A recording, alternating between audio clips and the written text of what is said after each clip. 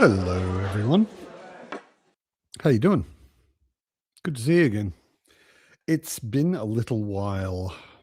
I've been having a hard time getting myself in the mood on Sunday nights, but I want to get back in the habit of doing pub every week, which I was pretty good at for a while. Good to see you all again. For anyone who doesn't know what's going on and has never been here before, this is the Sunday Pub. It's where I and a random collection every week of bookish friends, other people that have booktube channels, get on the screen and chat about whatever the hell we want to. Often books, not always books. And speaking of bookish friends, hi, Jared. Hello. Good to see you. You too. How's it going? Not bad. Not bad. All right. Managed to wrestle myself into a pub mood this week, which is good. That's always a good thing. Yeah. Yeah. Yeah. Say hi to a few people. Zach and Ak is here. Zach and Ak is basically always here. Dornall's basically always here. Peter is pretty much always here. Good to see ya. Derry is going to join us on screen. She has the link. She's just, for those of you who don't know Derry or don't know Derry that well, she is in New Zealand. So it is like 6 a.m. or something right now for her. So she's crazy. I don't care how much I like people. I'm not doing anything for anybody at 6 a.m. Yeah, no way. But she's a morning person, I guess. And she's making her tea and will be here shortly. Ida's here. Good to see ya. Hi. Jeroen's here. Morton's here. Osa is also here. For some reason, okay, I think they changed something in Restream because it used to be they showed the name of your account, not the typed in name, not the official. Like it wouldn't show Åsa Johansson 2012. It would show Åsa, which was the name that she. Anyway, Yeah. Daniel's here. Good to see you. Mitch is here. I should probably kick Mitch because I recently saw that he said he didn't like Dogs of War, which is just like the worst opinion. Oh my God. You have started From Hell. Jack the Ripper has some views that you find objectionable. Yeah, well, From Hell is really good. Yeah. Like for anyone who hasn't read it, it's a comic. It's a thick graphic novel with excellent art and an amazing story. And it's all about Jack the Ripper. And nobody knows like what the story really was, but it's very well researched. Like as far as what anybody does know, it's pretty on point. Yeah, very moody, very Victorian. Very it's great. Yeah. Speaking of on point and Jack the Ripper, I am from hell. Speaking of from hell, Jared, how are you dealing with the storm? Oh, it's winter wonderland out here. It's it looks pretty. It's not going to be fun to clean up later, but oh yeah. Good to see you, Penny. Happy to be back. Brian was maybe going to join us on screen, but he's having a sports ball day, apparently. There's a sports ball something happening. So yes, at 3:00, I may or may not drop, assuming I still have power, because the AFC Championship game is going to be playing, and Aaron will be screaming regardless of what happens in the game. So, are you going to watch the game, Jared? I might. Patriots are going for the AFC. Yeah. It is my team.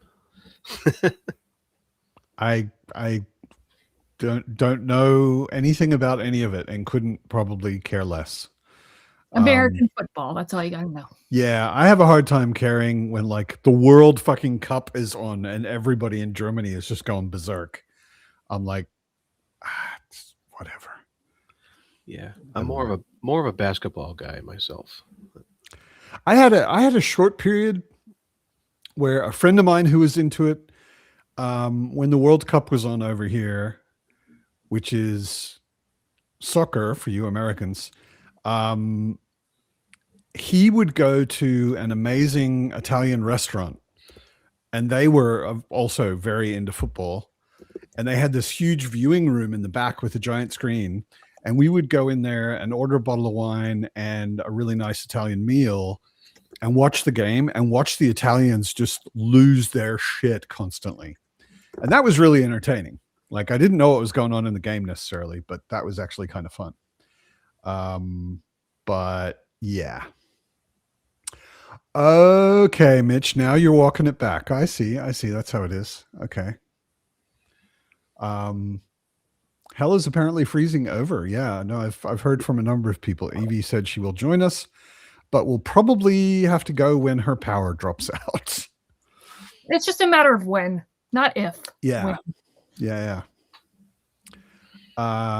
Tchaikovsky, 30% through Lords of Uncreation. It's good. I'm not surprised. It's one of my favorite trilogies probably ever, I'd say. Wow. It's really, really good. I really enjoyed it. Certainly one of my favorite sci-fi trilogies. It's very, very good. Is it better than the Children of Time series? I haven't read those. Oh, okay. I haven't actually read those, strangely enough. On the flip side, for Tchaikovsky's sci-fi, I much prefer his Dogs of War series. Yeah, I couldn't. So I think the Final Architecture trilogy is, as a trilogy as a whole, like one of the great trilogies. Like, it's got an overarching story that it's linear timeline following one book to the second book to the third book, and there's Dogs of War isn't really a trilogy. Yeah, exactly. It's like three books set in the same world, and they have some connecting tissue, but it's not like a story, one story. Yeah, similar to Tyrant Philosophers, except for no spoilers. The fourth book in the Tyrant Philosophers series, you definitely need to read the previous books in the series to understand context. Sure. Yeah. But yeah, the Dogs of War trilogy isn't really a trilogy. It's just three books that are chronologically after each other and have some overlapping characters and references to each other. But Final Architecture is definitely a trilogy. It's like a story in three books. Or a story in 3 acts.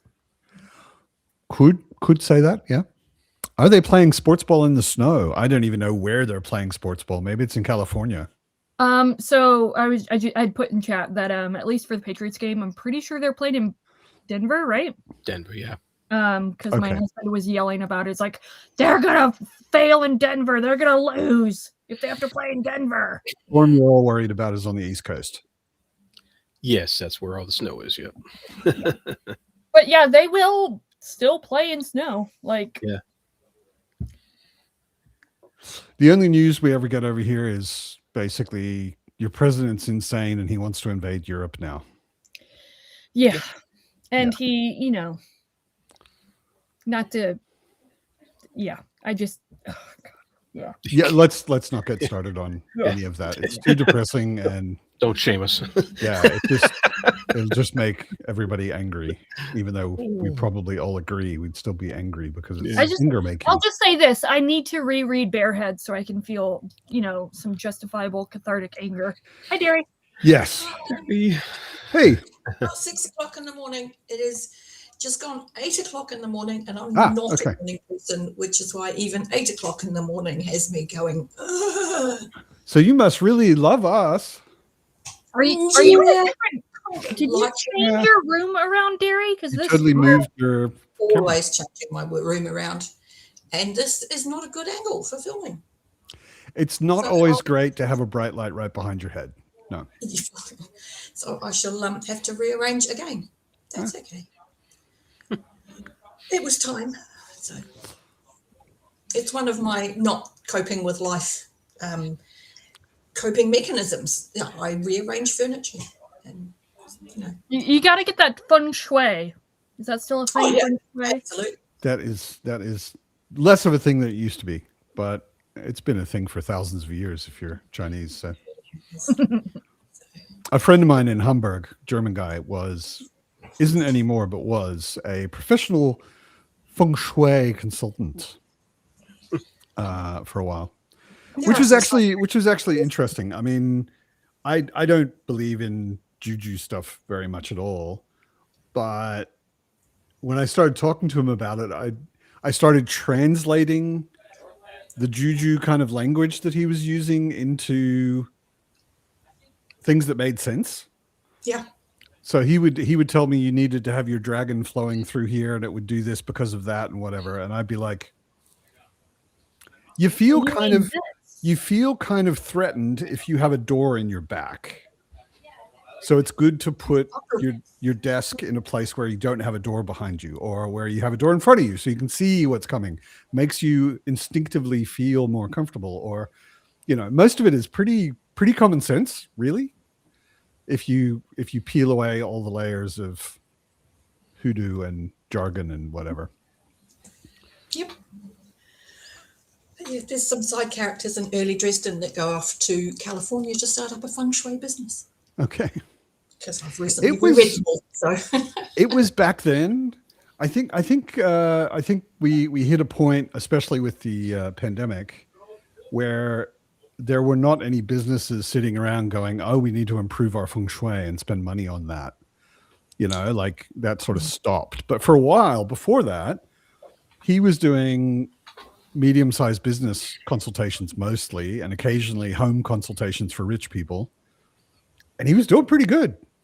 Like, people were paying good money on stuff like that. And Douglas Adams taught us that it's when we lose those kind of weird, useless professions that humanity kind of goes to the dogs. So, we need those weird, strangely useless people for existence. It's one of the things I noticed traveling around to like bigger places and smaller places. There's a critical mass in a city where it hits a certain size, and all of a sudden you can actually have totally bizarre shops that only appeal to like 0.05% of the population, because the population of the city is so big that is a large enough group to keep a shop like that going. Yeah. Like in London, I went into a shop that was all they sold was handmade art books. They didn't sell any published books. They didn't sell notebooks. They didn't sell anything like that. Everything they had was a one-of-a-kind handmade art book. They didn't sell any other kind of art. They only sold art books. And it was amazing stuff. Really, really interesting, cool stuff. But, I looked at it and I was like, it's a very niche market. You can't have a shop like this in a city of 1 million people. No. There just aren't enough people who are going to give a damn to keep your shop open, Any place smaller, you're running that out of your spare bedroom. Yeah, or you're like an online business where your extra room is your warehouse or something, like you can do that anywhere, but like having an actual physical, it's near Elephant and Castle for anyone who knows London. It's not far from Elephant and Castle, which is a shitty area, so it's probably cheap rent. But like I was really surprised. I saw the shop and I was like, how can this exist? How many people are there who are going to come in here and buy a book? Or it's a very elaborate front for something shady. It was cool, Jeroen. It was totally cool. That's why I went in, and I really enjoyed looking around. But the thing is, handmade art books. I'm liking the theory that it's a cover for something shady. They're really expensive because they're one-of-a-kind handmade objects, right? So it's not like you go in there and you're like, oh, this is a cool book, I'll pick it up, Like a book costs $250. Ooh. That kind of thing. Yeah, because they're handmade art objects, I mean, I don't think that's an unreasonable price, but it's not a price that a lot of people are going to be like strolling in and impulse buying one, It's not like a normal bookshop where you go in and you go, oh, I'll take that and I'll take that and I'll take that, Anyway. I can't do that even in a normal bookshop. I have to go, I can only get one. Now I have to choose. That's okay, because all you do is reread things 25 times. Well, yeah, kind of. It has a fair bit to do. It's very economical. Yeah. But I've read plenty of new stuff this month. I've read 3 brand new to my brain books this month. That's awesome. Which are 12 months, obviously. I mean, obviously. And then I read Severed Echoes by BookTube's very own Amanda. I didn't know also- you finished it. How did I you did. like it? I did enjoy it. Very good. It was a little strange in that I finished it going, oh, I need to know what happens next. When is the next one coming out? Oh, And I've been harping at her about when we get in book 2, when we get in book 2. Yeah, but I don't care about the characters, which is really rare for me. It's like I honestly don't care about them. I have no attachment to them, but I want to know more about this story. Yeah. I want to see what happened, like where it goes. Yeah, like really cool concept for a story. And then I read Good Spirits by B.K. Borison. I enjoyed that. That was quite clever. And I tried to read The Wicked Lies of Habron Fair. That was just boring as fuck. And I gave up because I didn't care.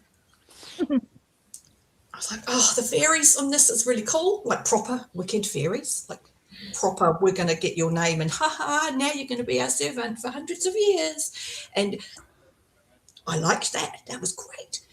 But it's a teenage girl and she's really just, I don't like you. But I don't not like you enough to find you interesting. And the main I dislike fairy- you and you're boring. Yeah. And the same kind of thing for the fairy guy. And I was like, I just don't care. So, put that down. Gave it back to the library. Yeah. So my brain's had stuff to think about and do, which has been good for the rest of my mental health. But because, clearly I still have rearranging furniture and things to do. So, yeah. This weekend, I got Tori's new novella. I'm one of her alpha or beta or whatever readers. In the Bloodstones world, Nice. yeah? Yeah, exactly. But Nice. it's I haven't started it yet, but it's earlier. I think it's a prequel. Yes, she mentioned it was a prequel. it's a prequel. It's like before Bloodstones. I got Looking I got forward a- to reading it. I got an arc of P.L. Stewart's newest book, Ah, cool. Black Dragon on Red. I haven't read anything by him yet. Oh. I really So Is that good. in the series or is it a different? Yeah. The Book Atlantis. 6. Book Okay. 6. This is the Drowned Kingdom, yeah? Yeah, Drowned Kingdom Saga. Yeah. So excited. I love that series. It's on my list of books Cool. from booktubers that I will get to. I have a shelf specifically of like arcs that someone sent me that I haven't read. And the first book is in there. PL sent it to me, I don't know, a year and a half, 2 years ago. And I just haven't gotten to it yet. But it's kind of like Philip's books. Like, I don't know if I ever would have picked up Philip's books if I didn't know him, which is not to say that they're not good. I think they are justifiably good, whether I know him or not. Oh, But yeah. I just They're very good. might never have heard of them or picked them up, but I wanted to read him because Philip's such a cool guy and I like him so much. And I was like, if he wrote a book, of course I'm going to read it. And same thing with Bloodstones. Awesome book, objectively, whether I know Tori or not, but Tori's a good friend. So of course I'm going to read it. Yeah. And I don't know P.L. Stewart that well, but Oh, he is so- such a nice guy. He is so nice. And He's just an unbelievably nice guy. Every time I've seen him or talked to him, yeah, he's just like, unbelievable nice. And wow. I picked up the first book because of Philip's review on Drowned Okay. Kingdom Saga, and that's why I picked it up. And then I got to know PL afterwards, and he's absolutely wonderful. Yeah. Yeah. Super nice guy. Yeah. Daniel, I can tell you maybe next weekend how it was. The novella, it's just a novella, right? It's not the new novel. She is writing the new novel, The Queen's Wolf, which is the one that comes after Bloodstones, but this is a novella before. Because and I've read her other 2 books that she's written as an adult with Phased and Cold Silver for Cold Silver, Souls. yeah. So good. But Yeah. again, these are books I wouldn't have picked up if I didn't know Tori. If I hadn't Yeah. spoken to her and thought, this person's really cool and I would like to read what she's written.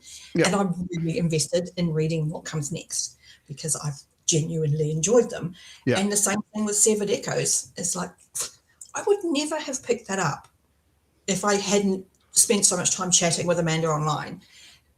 But of course I'm going to buy Amanda's book. I like her. I'm going to support her. I'm like, absolutely. I've owned it since it came out. So eventually I was going to get around to reading it. And now I've read it. I'm like, okay, I want the next one now, please. If you could move that along, it'd be great. And Discovery again. I've never read any kind of cosmic creepiness. Not in my wheelhouse, I would have told you and put that on it. Really enjoyed Discovery. Like, there's some really cool shit happening in that book. I was like, yeah, I could read more of that quite happily. So, here's to BookTube, broadening my horizons just by having nice people in it. Yep, it's good for that. While we're talking about booktubers who write, what is it? Weird Frequencies, an anthology of weird fiction. Includes a story written by Joseph Reed's Books. He mentioned that. Okay. Yes. Ooh. I shall have to keep that in mind as well. So I'm many just people- going to recommend, as someone who actually hasn't read it, just read Joseph's book and DNF the rest of it. It's fine. Well, hopefully I'm going to arrange a talk sometime in the future with Cronk, the book guy, Michael Cronk, because he's written Immortal Investigations, an urban fantasy, which I'm quite intrigued by reading, but mostly because I was watching him do his year-end wrap-up thing during Void Week, and he and his wife Kit are massive fans of Realm of the Elderlings. I'm like, why have I not spoken to you before? Oh, and you love Discworld. Well, yeah, so we'll be talking soonish. So there's just so many amazingly talented people in BookTube. Mm-hmm. Tori's unfortunately not here. She had a thing. She was invited, but I just wanted to put these comments up on the screen so that if she watches it later, she can be privately embarrassed instead of us embarrassing her publicly. Yeah. Yeah. She deserves all the praise, though, seriously. Absolutely. Enjoy her work. She does amazing work. I love her books. And Speaking of talented and amazing people, it's not a book. Well, it is a book, but it's not writing. But I just want to shout out to Derry. She made my own, went full on journal making with stickers and everything. And it's a quote book. And I messaged her and I was like, look, I didn't ruin it with my one quote that I added. Awesome. Derry's nuts. Well, Awesome. That's great. Very cool. I know. What a lovely gift. Yeah. It was a very lovely gift. And you love your quotes, so. I do love my quotes. Yeah. And I used one of these pens, by the way, Derry. Oh, did you? Yeah. They were just such a funky thing I found. I was like, I know, right? And they sat there for months. I was like, but I have no need to use one. I don't know when I would use. I don't go anywhere. I'm always sitting right next to my actual pens. Who do I know that leaves their house occasionally? Who do I know that leaves their Occasionally is house a very occasionally? loaded word. I just thought they were cool. But they're like flat pens Are in you- cardboard, so you can use them as a bookmark. Oh, cool. Okay, that's a nice idea. Yeah. So I've seen. Okay. Okay. Yeah. here's the same thing. Very nice. I have this is my current favorite pen. It's actually a mechanical pencil. It's by Kaweco. It's made of brass, so it's super fucking heavy, which is what I love about it. It's got this really chunky feeling to it, and it's octagonal, so it doesn't roll, which is nice. Fancy. I'm a pen nerd. I have all sorts of. I assume they sell a pen version of that, or no? I've got the fountain pen version of that, which is like you unscrew it and then turn it around, and then it's a fountain pen. I wonder if Leslie knows. But about it's also made of Really? brass and quite. It's not quite as heavy because it's not. The walls are not as thick because you have to have room inside for The cartridge. a cartridge. Yeah, exactly. Yes, since I started doing journaling, there's like a whole avenue of YouTube that I've discovered, and there are fountain pen people, and you're like, oh my god, I did not know this world existed. Oh yeah. And Oh yeah. for Yeah. pens are like hundreds of dollars each that you still have to then buy. Thousands. And I was like, Thousands of dollars the ones each. they suggest as ordinary fountain pens. Hundreds of dollars fountain pen is for rookies. Speaking of rookies, it's JC and Byrne. I'm no rookie in any sense. I am not a rookie. Well, to fountain pens, I would be. Person. Yeah. I'm not a super fountain pen nerd. I've only got about 8, and none of them are crazy expensive. Like I get it. I've gotten in fights online with like hardcore fountain pen nerds about this company, TWSBI. It's a Korean company, and like this is a objectively beautiful pen. It's not the best, like amazing materials or anything, but the coolest thing about TWSBI, and fountain pen nerds hate me because I say this. Every fountain pen I've ever tried, every single one, except ones made by TWSBI, if you ink them, like if you fill them with ink, write with them, and then put them down for a week and don't write, they won't write anymore. Right? They usually just dry out. And you have to get them started again. You have to fiddle with them and whatever. TWSBI, I found a fountain pen that I put in a cabinet 6 months ago. And it had ink in it, which I shouldn't have done. You shouldn't leave a fountain pen sitting around with ink in it for 6 months, but I did. And I pulled the cap off and started writing, and it just went. And no other fountain pen I know of will do that. Wow. Yeah. I don't know what they do, like whether they've got some sort of weird Korean magic that they're all Oh my imbued god, with, sorry. or- Matt, I was just looking up the Coeco. $200 for a mechanical pencil? Mine didn't cost $200. Jesus Christ. There's no way Right, mine it's cost crazy. $200. Mine cost like $50. All right, then. Yeah, I want one. I I think. want a mechanical pencil that's I mean, made it's of been a glass, long time. octagonal, and I want one. One of these. You said Like, it's seriously. Coeco, right? Was the Coeco, yeah. I just think that's awesome. It's a weird thing I didn't know I cared about, but when I started hearing people talking about how satisfying it felt in the hand, I knew exactly what they were talking about. I was like, They've also got one of these. They've They've also got one of these that is made out of solid silver. That one is ridiculous to me because like I'm not paying that much for it just because it's silver. Like the brass one, I was like $50. I think it cost €45 or something. I think how useful that'll be during the werewolf apocalypse, right? You'll have the solid, so you just got to sharpen it and just go around, and Hey, you get you'll one be with prepared. on it as well, and it's going to do you for werewolves, do you for vampires. Wood on one side, silver on the other. We should sell these items. Well, I was gonna say That's we fine. have a Selling it writer else. here. He can write that story for us, Joe. Yeah.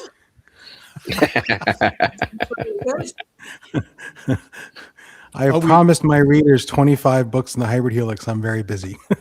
We do. But I will we do die. 25. Yeah, that's Speaking what of- I always say. Jesus. I will get to Wistful Ascending. I do own it because, I know Joe. He's a nice guy. I shall buy his book and support him. I would have It's sent it on to my- you. Thank you, though.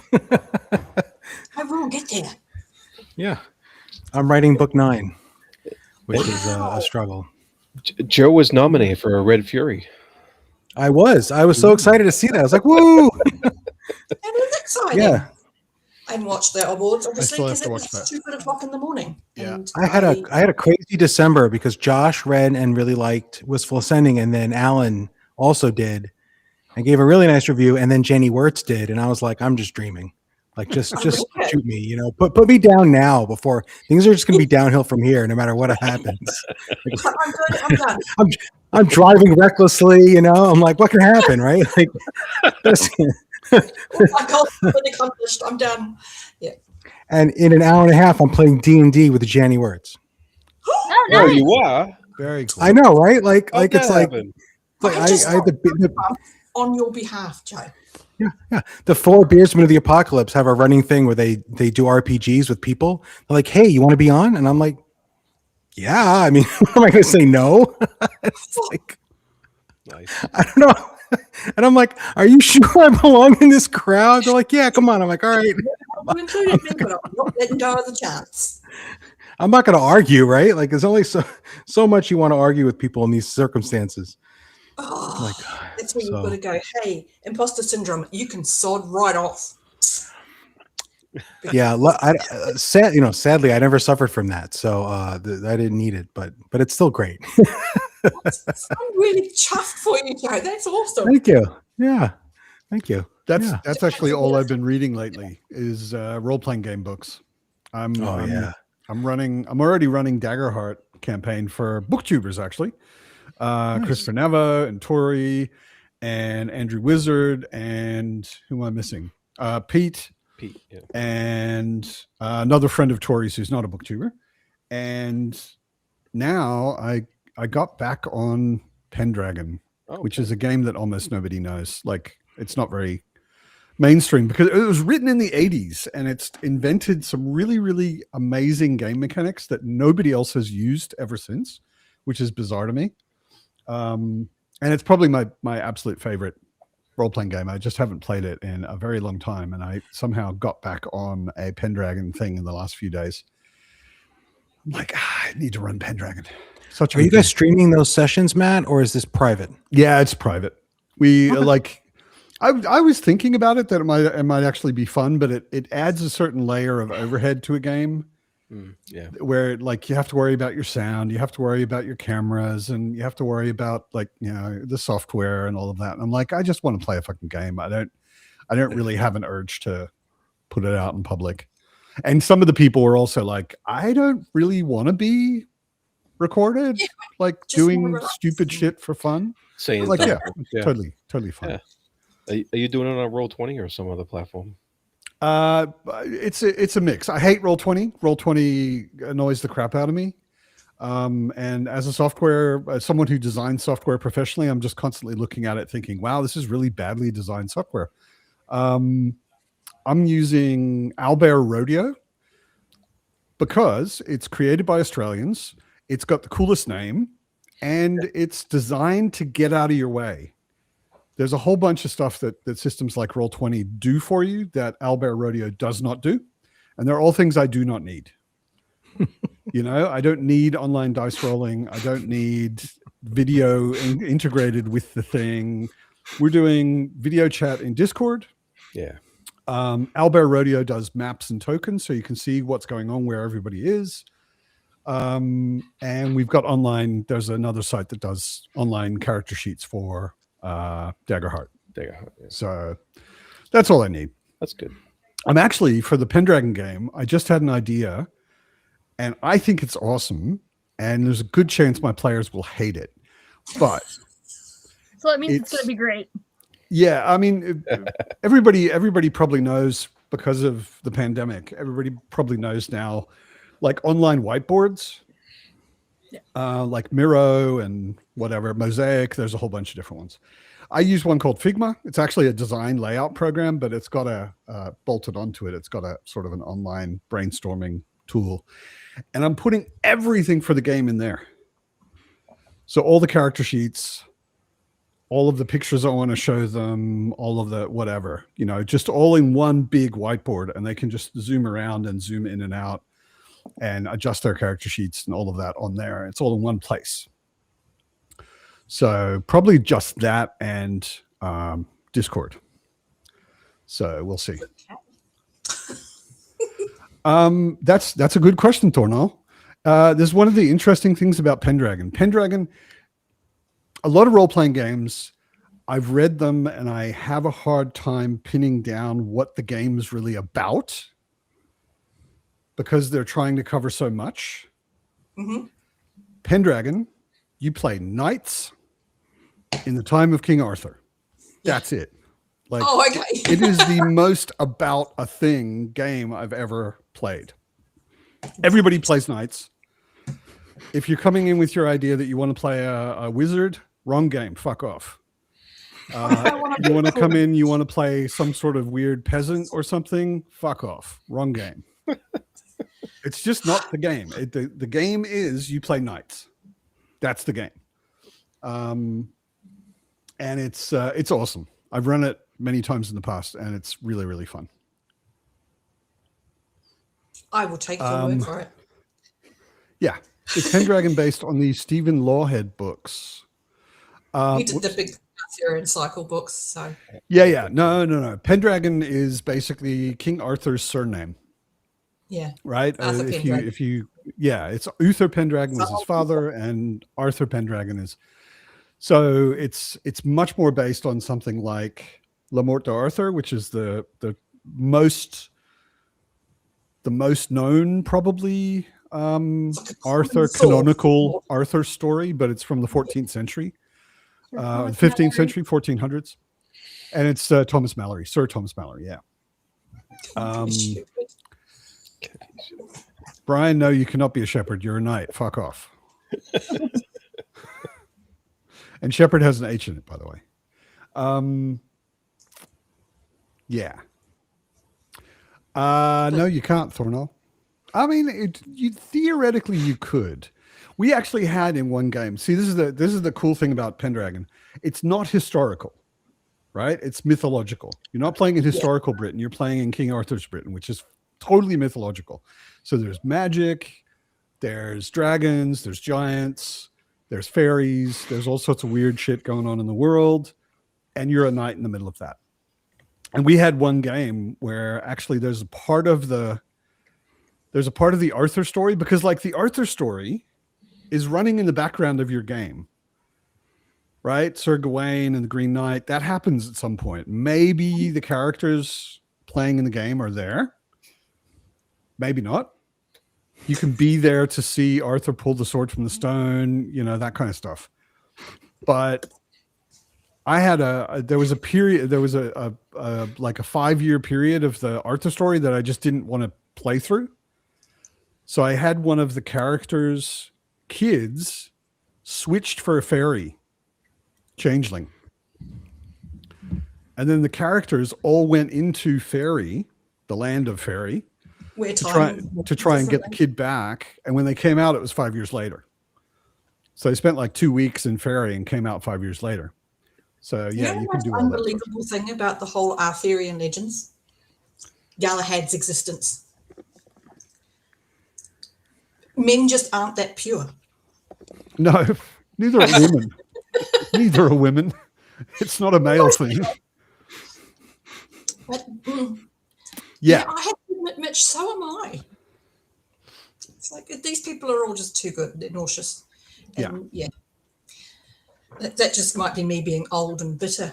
But you know who's playing Mordred in my campaign? Because I go through and all of the main characters I actually cast real people and use pictures of them, actors. Well, I want Tori to be Morgan, so Tori could be Morgan. No, Mordred in my campaign is played by Mads Mikkelsen. Hey, there you go. Ooh, yeah, I could go with that. Yeah. Although, fun fact, he played Tristan in the was it Antoine Fuqua directed King Arthur film. Yeah. It's the first thing I ever saw Mads Mikkelsen in. I mean, he's so typecast, it's hard to imagine him not playing someone evil. And Tristan is pretty misguided, but he's definitely not evil. Yeah. He's definitely the good guy in his story. But I was looking for pictures of actors to put in for my game, and I found this one picture of Mads Mikkelsen with his hair dyed really, really black, and he had sort of heavy, I don't know what it was from, but he had sort of heavy black eyeliner, and I went, okay, dude, you're Mordred. Yeah, that's clear. It's canon. Yeah. Done.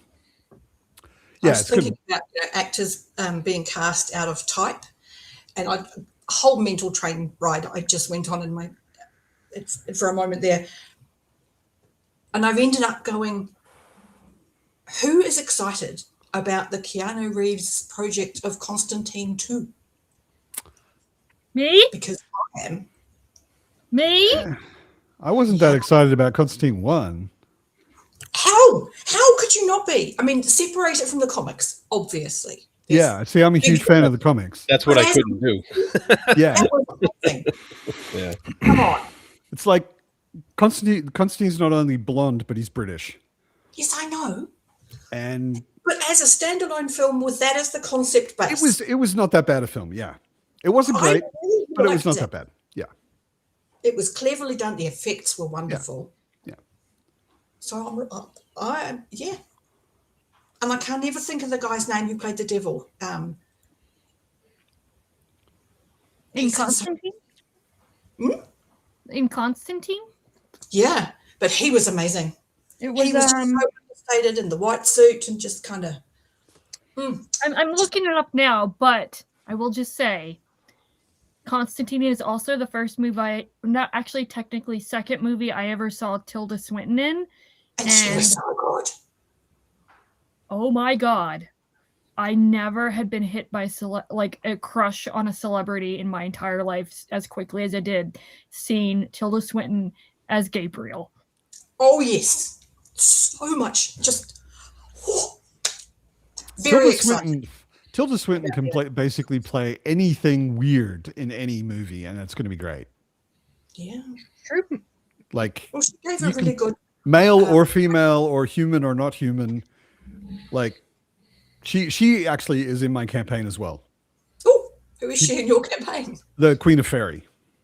Oh, fair enough. Yep. Yeah. I mean, she played the White Witch in Narnia, so. Derry, his name is Peter Starmore, and I looked at his picture and I'm like, oh wait, oh my god, he did play the devil. And then I was like, but he was in something else. He played the Russian guy in Armageddon. The Russian The guy. Russian guy. Is that the credit? That's actually the name of the character, the Russian guy? No. He had an actual name. I just can't remember. Lev Andropov, which is, I'm sure, probably the equivalent of saying John Smith. Probably. But he was just so good in that because he was so creepy. I'm like, yeah, I buy you as the king of hell. That works. But, yeah, so I'm excited about that. Constantine too. Keanu's What's it called? Yeah. True. Is Rachel Weisz coming back for that or no? I don't know, but she's coming back for the Mummy. I can't tell you how excited I am for the Mummy to come back. Right. Unpopular opinion, I actually kind of like the Mummy 3. I actually like it more than the Mummy 2. Well, the Mummy 2, let's face it. Yeah, here's a cash grab. Aren't all the Mummy films kind of trash? What? The Shut Mummy? your goddamn mouth, Matt. Okay. I just watched the first one, thought it was trash, so I thought the second one and third one can't be better. Oh, hold on, wait, just to make sure. Are you talking about the Brendan Fraser or the Tom Cruise Mummy? It is Brendan important. Fraser. Then outrage. Indeed. Outrage indeed. Okay. It is a cinematic masterpiece. I don't believe you. Fine. You can be wrong. Even if I hadn't seen it, just the title The Mummy, I wouldn't believe you.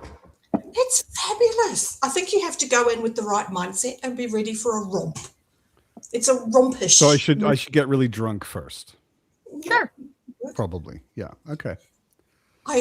Romp movies. The Librarian with Noah Wiley.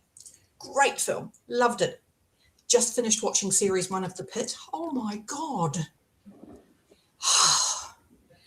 Noah Wiley is aging like fine wine. Oh. There was a question Just the ER that I skipped 2.0. over. Mongo is appalled. He was also one of the soldiers in A Few Good Men when he was a baby. Once and Future King by T.H. White is an excellent Arthurian take.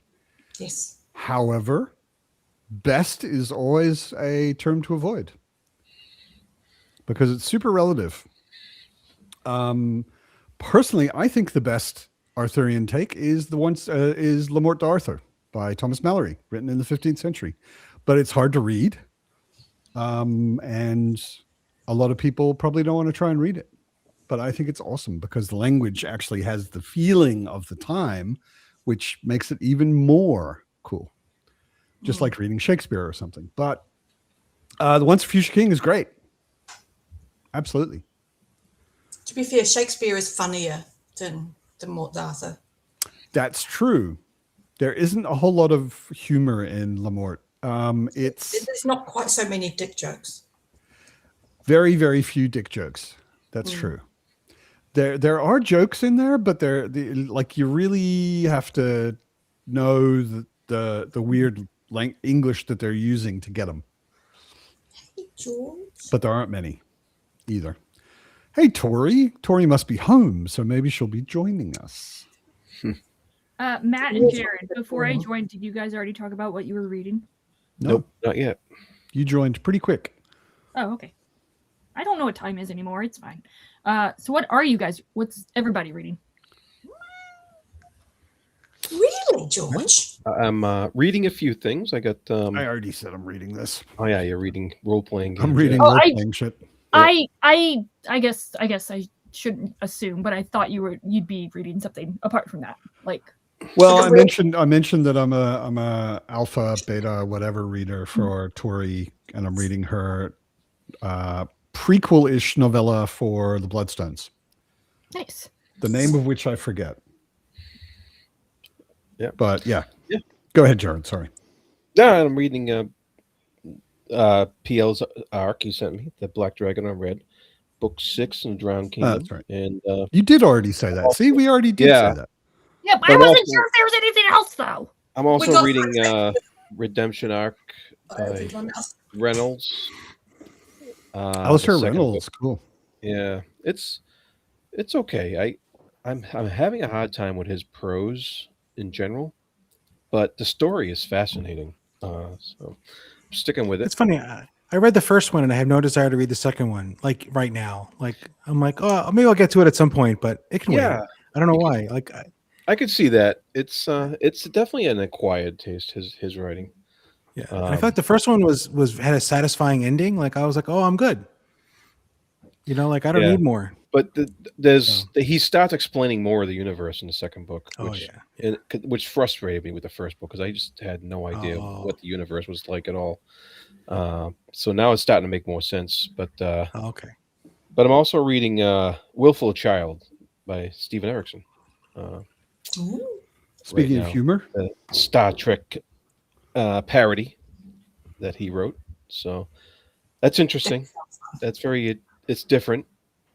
Not what I expect. What one would expect from Erikson at all.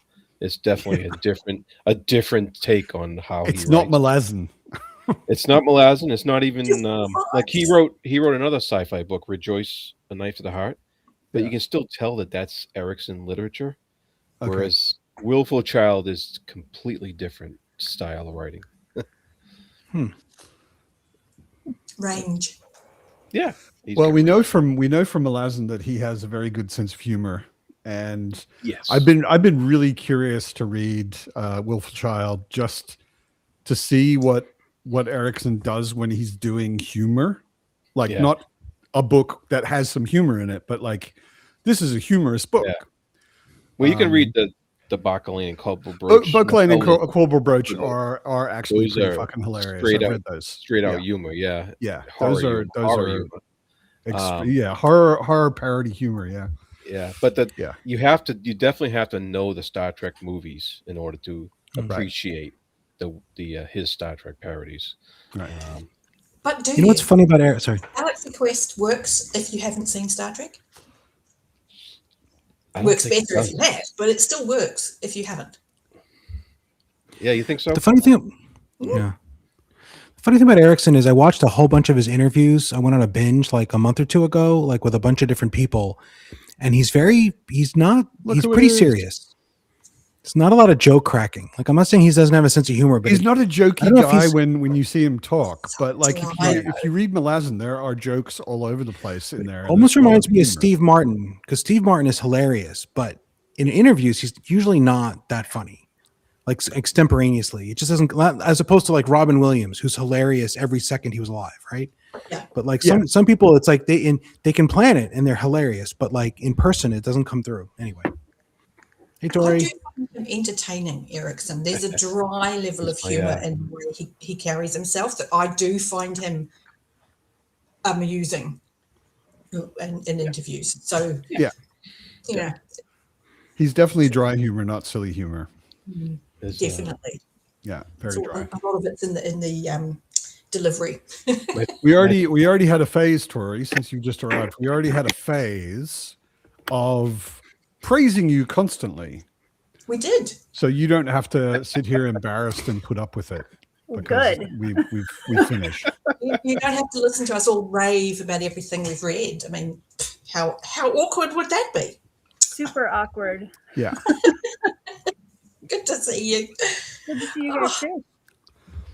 I was just bragging that I'm alpha beta reading your novella. Yeah, it's true. To be fair, And it doesn't matter if I'm and jealous. then we 'cause went I off on a haven't yet, on a tangent about how awesome Cold Silver and Bloodstones and Phased and everything else is. Oh my god. Speaking of people I haven't seen in a fucking age, it's AP fucking Canavan. Fucking Canavan. Happy New Year, everyone. How this happened is, I think, like, this is Sunday Pub number 76. I think around Sunday Pub number 20, I wrote AP and said, hey, I'm doing this thing, and would you like to join? And he said, I never have time on Sundays. And then when I did the New Year's stream, AP was in the chat, and I was like, fuck, I could invite AP to something. Yeah. I wrote him an email 15 minutes before I started tonight, and I was like, you're not going to join tonight. Like, it's obviously way too spontaneous, but let me know if in general you might be interested sometime. And here he is. Good to see you. There he is. Yeah, good to see you, AP. How you doing? It's great to see everyone. Ordinarily, I have no time on a Sunday at all. Like my Sundays are fully booked. But I was in a chat earlier, and that had to end early. And I went, I'll drop by and say hello to Matt. Perfect. It's awesome. Britain, if you didn't know fucking was AP's middle name, then you didn't know that he's Irish. Of course fucking is his middle name. In fantasy names, they use an apostrophe everywhere. Yeah. In Ireland, we just insert like rude words. Expletives. Yeah. Insert your obscenity of choice, basically. Yeah, you know, swearing is punctuation.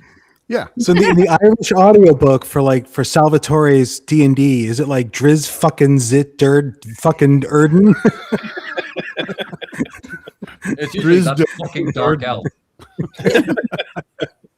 It's a long day for that narrator. He saves that for last so he can get all the emotion out. He's had enough of all the bollocks. So you're probably safe from the storm, AP. What storm? Yeah, exactly. I mean, I live in Germany. Everyone's talking about a storm. I'm like, whatever. I'm getting 2 inches an hour right now. Yeah, and not in a good way. Said the actress to the bishop. That sounds like. I said not in a good way. I have a hard time imagining a good way if you're only getting 2 inches an hour. Well, it goes on for several hours. Really, I don't know. Well, people are complaining. So, you know. Well, I have to admit, this is where you find out how insensitive the part of the world that I live in is everyone here is going, if that comes a wee bit further south, then it'll cool down a bit here and it'll actually be nice to walk around outside instead of it being sweltering hot. Yeah, I hate Florida. Yeah. Floridians complain. My American family's from Florida. Floridians complain because the oranges are getting cold. Like, not because it's snowing or something. It's like, it's almost not good weather for the oranges. That's a problem. It was literally -16 when we drove to church this morning, Fahrenheit. Damn. Freedom units, so not actually freezing. Yeah, it's really cold. I definitely don't like God enough to go out in -16 weather for him. I mean, when you've grown up with it your whole life, and this is just where I live, and I'm used to it. Like, sure. Yeah. My mom actually got after me when I got to church this morning. She's like, you're not even wearing gloves and a hat. Where are your gloves and a hat? Like, I don't know. -16. Where are your gloves and a hat? I mean, I'm literally walking from the car like 50 feet to the doors. It's not, you know. You can't complain that it's cold if you're not wearing gloves and a hat.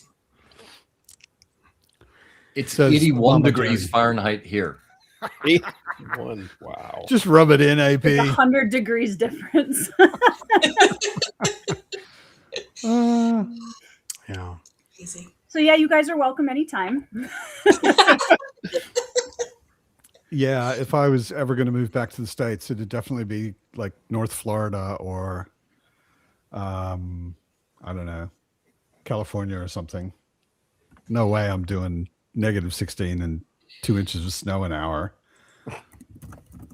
Screw that. But Matt, wouldn't you like to build a snowman? I did that when I was a kid. I'm over it. That's enough.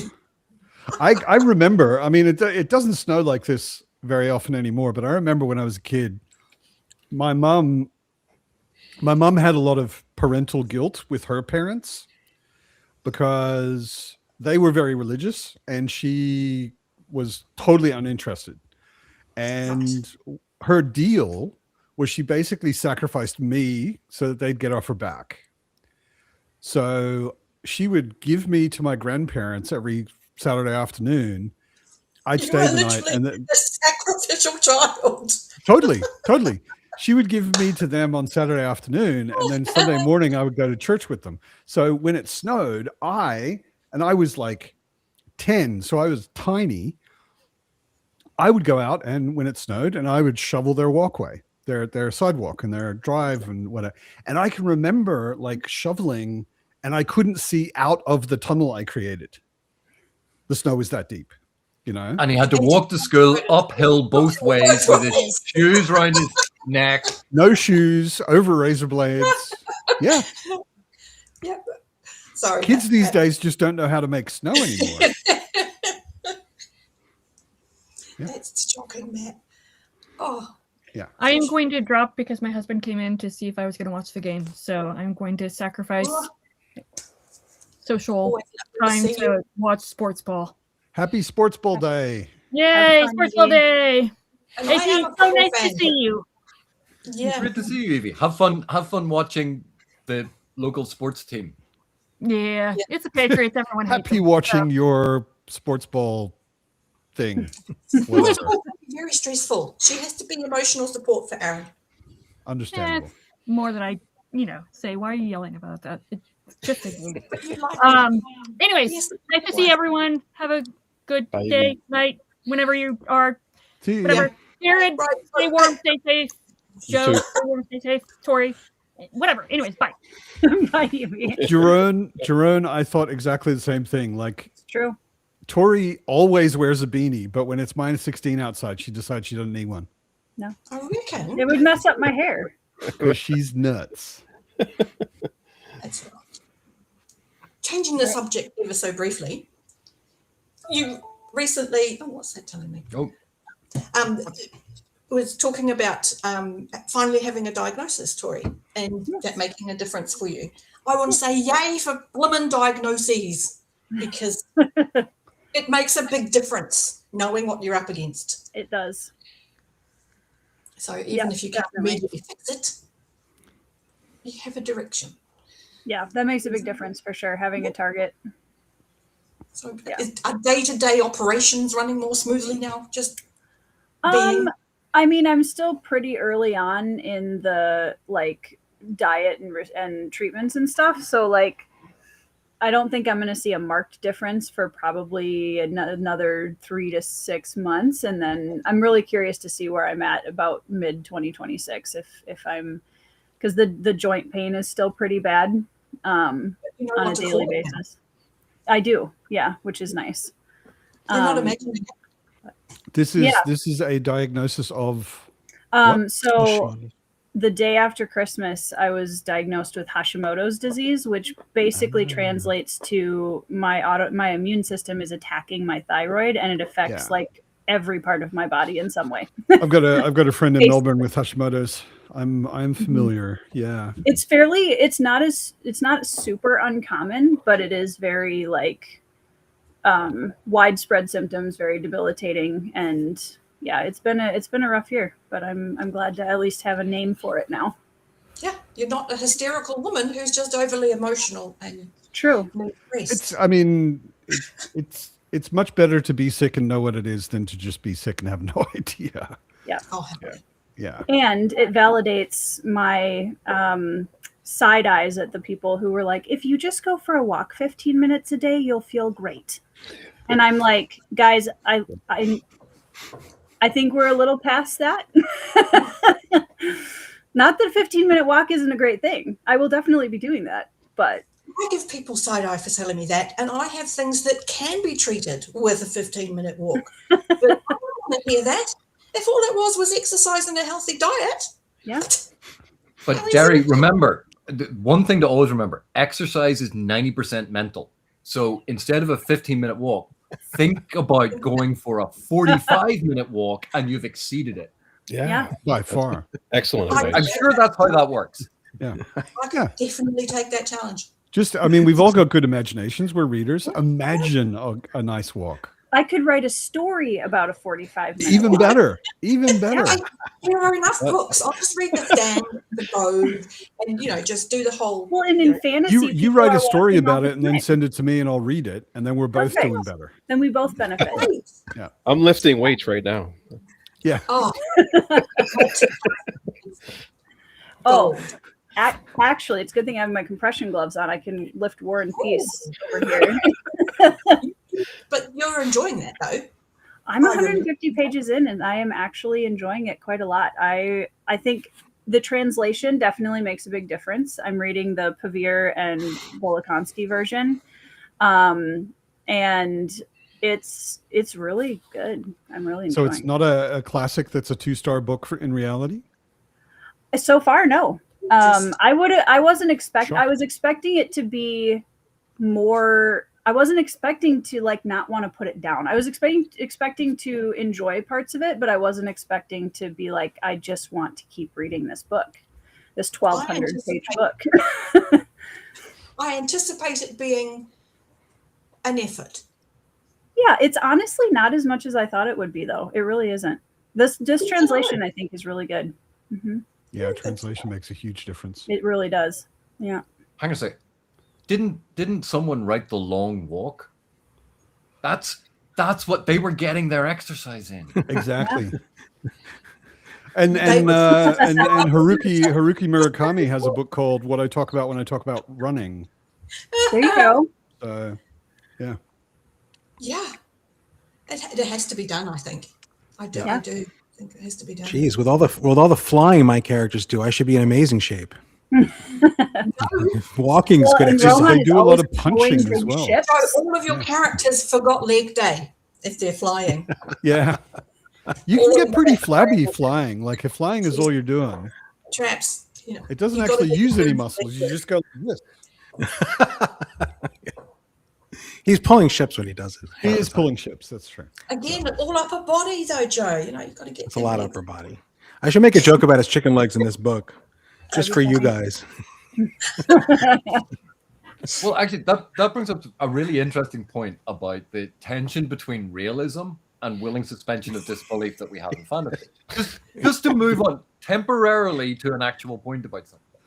If someone in D&D, there was this whole. See, this is why I invite AP. So that we get a lot of bullshit talk, but then he can give a lecture on something that actually makes sense. But if you have a character who levitates and they have this innate power of levitation, they're no longer using their legs. In fact, they're not using a lot of their back or anything like that. So very, very shortly, their muscles would start to waste away. Like astronauts do when they've not been in gravity. And yet you sort of go, well, if they float all of the time, why would this be an issue? And you sort of go, this is the difference between realism and willing suspension of disbelief. Because would you want to read about a fantasy character who, can levitate and do all these things, and then it's like, and now I have to go into intense rehab because I spent last week levitating. I would read that. Why is Superman jacked? Right? He almost never in his life strains against anything in his environment. Like he carries the groceries home, nothing. He should be scrawny and skeletal. But Old enough for Christopher Reeve's Superman, and Christopher Reeve was an absolute darling, but he did have a dad bod. So a little bit. just saying. Speaking of dad bod, Anita, good to see you. Sorry, I always have to do the segue, and when, like I can either wait for a better one later, or I can just slot you in wherever that I get a wasn't a chance. good segue. No, It's really bad. That was a horrible segue. Terrible. We all know that she's the Chaos Queen. Yeah. Chaos And she Queen. looks Queen of- great doing it. Yeah. Oh, man. Absolutely. No, it wasn't meant personally. It was purely I can slot you in here, and somebody just said dad I mean, bod. we So. all bully Anita, let's be fair, but that was a little on the Not nose. me. Today I'm not going to create any chaos. I'm going to. Yeah, right. Yeah, right. You will see. I've never seen you on anything where you didn't create some chaos. Absolutely. Yeah. But are we seriously going to make the argument that someone whose name is literally the English for Übermensch is going to be skinny? I mean, if you want to be consistent with the biology. Well, okay. So explain Kryptonian biology to me. Oh. My other problem with Superman is why Kryptonians weren't like ruling the galaxy. Why did they stay on their red sun world and not just go out and, hey, we can be superheroes on all the other planets, or we can just stay here and be normal? Like, why? He can makes he no can sense. fly through space without a spaceship. Why did the Kryptonians not just go, you know what, that star over there looks good, let's move? They had spaceships. They Because also they have like a spaceships. challenge. Chinese They food at like a home. challenge, you know. They like a challenge. They like a suicidal challenge. They were going to do it next week, but something came up. True. They have Half evolved beyond giving a shit. Yeah. I swear to God, half the world building in the hybrid helix is just me being irritated at things like that in other properties. And like, I'm going to fix it. I'm going to make it make sense if it kills me. And usually it does. This is why you're going to introduce leg day. But this is one of the things that bugged me about Good point, Man of Mitch. Steel. And like there are many things about Man of Steel that bug me. But this was a whole set of them, was that none of the stuff explored in the exposition made any sense whatsoever. And then when you add in the problems that it had with narrative sequencing and structure, that was another issue. And then when you had the mixed messaging about the messianic sort of stuff, that was also an issue. And then you had but why is he acting this way? Oh, because of his dad, who was a paranoid Kansas farmer who was telling him not to help people. I had a lot of problems with Man of Steel, but the whole explanation about Krypton made no sense whatsoever. And the motivation for Zod didn't make any sense. Like, it just is a terrible, terrible thing. But some of it looked pretty. The new one is much better. The new one is really good. I really enjoyed the new one. Sorry, what was that, Derry? I'd almost wiped that from my memory. I was going to say, like, did you just watch it again, AP, or have you just been thinking about it since the early 90s? No, 15 years.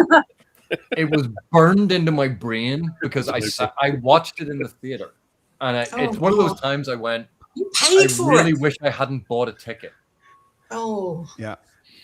that's okay. Almost as I bad had as the same time I went to the reaction. cinema once. I went to the cinema once and I walked up and it was the film called Wanted with Oh, good comic. and James McAvoy. James Yeah. McAvoy. But it was because of the Yeah. comic that I wanted to go. And I walked up and I said, Yeah. one for Wanted. I'm aware of the irony. That's the movie with bullets, path curves. Yeah. And again, it was one of those films where I sort of went, I should have waited for it to stream onto a mobile phone. That was one of those films where I did watch it on streaming, and I still got halfway through and was like, I could have spent the last hour doing something else. Could have been doing Rearranging your Could have sock been drawer walking. alphabetically by color. Anything. All right, you all have to watch the new Superman movie, then watch my video about comparing it to the James Gunn Superman, to the Snyder Superman, and what's the fundamental philosophical difference. Because that was a good video, and only like 17 people have seen it. You don't really have to do that, But you have to. It was good. you should. It was a worthwhile video. I have no plans to watch the movie. Can I still watch your video? You can. It might still illuminate something about characters in general and fear-driven ethics or fear-driven decision making, and how that dominated the Snyders. All of Snyder's Superman was driven by fear. He's motivated by fear. He's afraid of being discovered. And James Gunn just said Superman's just not going to be afraid. He's not going to be motivated by fear. He's going to do what he's going to do without, he's going to save people, and he might get his butt kicked, but he's going to throw himself back in the fray, because fundamentally, when you're the toughest guy in the world, you're not afraid, and you can afford to not be afraid. And what are you going to do? Help people. And it's a beautiful, beautiful thing, in my opinion. I mean, it's what I write, so I'm biased, because to me, I share the thematic core with James Gunn. I'm like, you stole my themes. I'm gonna find him one day. I'm like, dude, you stole it, because they're mine. I own them. Of course. But, and I'm sure he has bugs planted in your house, and that's where he gets his ideas from. Someone's hacked my my In-brain. Microsoft account. He's reading my books. Yep. Now, what it is he copied it off ChatGPT, because we all know they're just sucking everything out of the internet. Exactly. So, There were many years I thought TSR had bugged my gaming sessions. Oh, really? They were stole writing all my adventures that ideas. were just Yeah. yours. Yeah, they totally stole them all. But James Gunn's Superman was a really good movie. Yeah. And it was a lot of fun. And yet, I saw some of the discourse online. Sorry, I accidentally called it discourse. I saw some of the responses online. The ranting and raving. And I'm like, I'm sorry, I didn't realize that media illiteracy was something to be proud of. People are threatened by a character who does not validate their own fear-dominated outlook on life, their politics. People who are driven by that fear. I mean, I'm afraid of immigrants. I'm afraid of crime. All my actions, no matter how terrible, it's motivated by I need to protect the people around me because they're afraid. People who are driven by that, when someone else denies that you have to be driven by that, they get very upset. So it's completely like predictable that that movie would have the reactions it had from the people who had it. What do you mean the most powerful man on the planet doesn't think like me? It's a very American point of view, though, Joe. It's somebody, can't think who it was, said something quite profound. And Americans are afraid of, and so the freedom is freedom of wearing arms, wearing all the rest of the world has freedom from. We don't want to be frightened of criminals with guns, so we're not going to let anyone have one. So most of the German Constitution, there's a tiny thing. I'm not into history or politics nearly as much as I sometimes think I probably should be, but there's a train station in Berlin being like a pretty historical city for German history. There's a train station where the walls of the platforms are mosaicked into letters, and if you walk through the whole train station, you can read the core of the German Constitution. That's cool. It's worded so differently than the American Constitution. And it's primarily about the people should not have to suffer certain things ever again. Right? So it's freedom from slavery or prejudice or, all of these sorts of things. I'd never forget it, that whole thing, freedom to as opposed to freedom from. And that single tiny word in the middle just changes the whole thing so completely. And since I heard that, every single thing I hear about pretty much every argument ever, politically standing states, rest of the world, that's what it boils down to. And it's the most bizarre thing, because I don't live there. I have never lived there. I live in one of the probably most free places in the world. So I genuinely don't understand the mindset, and it's always jarring to me. So when you just sat there and said, the Superman, this is not how this is not what we experience. That is all right. I was just really happy to see. Very strange. It seems like there's been a whole lot of media, and the predominant sort of feeling of what's been produced for a long time has been very dark and very cynical and very like life's rough and just very negative, all sorts of negative kinds of things. Yeah. And I found that the Superman movie refreshingly positive. It was like, here is an optimistic look at a superhero. Yeah. Let's And it's protect people and just that, you know. do the thing. But it's very interesting when optimism gets confused for naivete, and that's one of the tensions it always gets. If it's gritty, it's realistic. If it's optimistic, it's naive, and that's not actually how this works. But because you can't be cynical and optimistic. Because to be optimistic, you have to ignore all of the things that you've learnt about the reality of being human and other people. But no matter what I do, eventually it's all going to work out. I'm going to be cynically optimistic about this. Yeah. But it's the mob mentality. Hey, Terry Pratchett had it right. The cheerful determinist. In groups, people are really not nice. This is just... That's the whole argument over grimdark, right? Like people will say, oh, it's much more realistic when all the people are out for only themselves in all the corners, and if someone's heroic, then that's not realistic, and you're a child and it's not written for adults. And I'm like, you're confusing different things. Like those don't all go together as neatly as you are pretending. So not that I'm against a little grimdark here and there, but it's really easy to find real world examples that immediately blow a hole in that argument. Firefighters. Oh, well, they're not actually they're only doing it for the fame and fortune of breathing in smoke and then posing afterwards with the kid they see. That's the only reason people become firefighters. And being basically unknown forever and getting paid shit. 95% That's totally worth it. Firefighters are volunteer. Yeah. But so clearly, it's all part of their plan to suddenly take over. There's something in it for them. Yeah. Well, that's why you became a teacher, AP, right? Oh yeah, the money. The money. And this is what I mean. Individually, people are amazing. You meet anybody, and they are usually lovely people.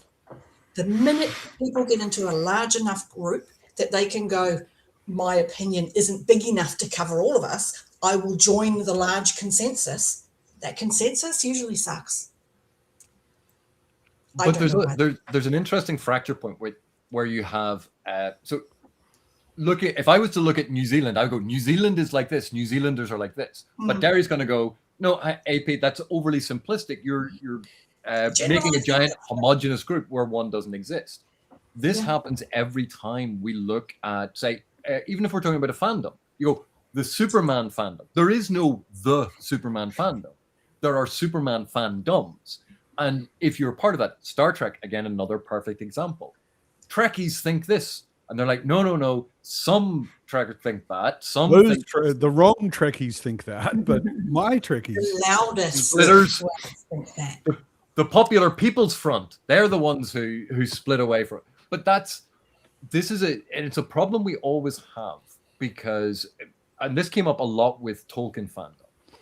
If we think of Tolkien fandom as a giant sort of homogenous blood, from the very early days of Tolkien rising in popularity, so you're thinking very like mid 50s, early 60s, and suddenly the explosion because of the paperback editions, and it came out. There was a strong but small element within what you would call Tolkien fandom who were neo-Nazi or far right.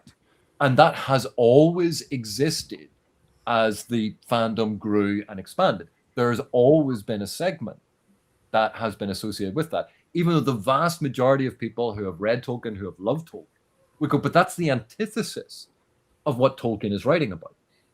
And we see this time and time again about the personal interpretation and what we privilege within a text. And we say, this is what the text is actually about. And I can see it. And if you can't see it, then you're wrong. And this is where we get the whole idea of the individual reading. And therefore, when someone publishes a book, and we have authors with us, when you publish a book, you have your vision of what that narrative is. But as soon as a reader reads it, they create their own meaning. Therefore, they create their own version. So there's only one text, but there'll be multitude of versions of it. And some of those will be more valid than others, regardless of your intent. And that's misreading comes into that, where people skip out information because they skip that information. It leads to a different interpretation. You're ignoring part of what the text said. And it's complicated and messy, and that's why I hate that sort of very simplistic. Oh well, if that's what you thought, then your opinion is valid. You're like, no, it's not. That's not in the text. You're making that up. That's an invalid reading. Yes. But Well, but I mean, I get we that say with reading it so often. I'm really familiar with what is and isn't in the text. So when I talk to people who have read it once and they perhaps have missed a single thing, it has them create entire theories in their minds. And when I talk to them, they're like, oh, but this means this. I'm like, no, it quite explicitly said this did not happen.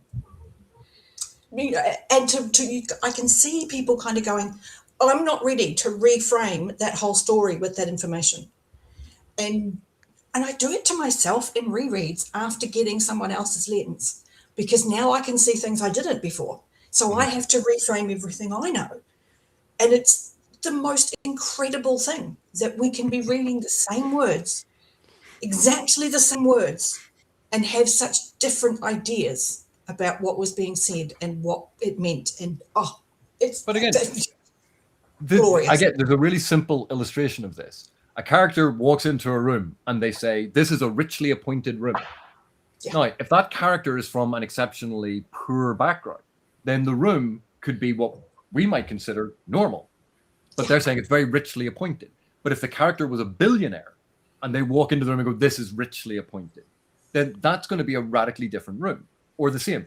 The character walks in and says, oh, they are very tall. You know, how tall is the character that walked in? If they're 4'5", then someone who is 5'9" might be considered tall. But if that character is 6'5", then someone who is very tall is going to be even taller. So perspective shapes things. Sorry, Anita.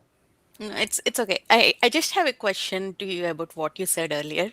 We always say, I mean, not we, as in me.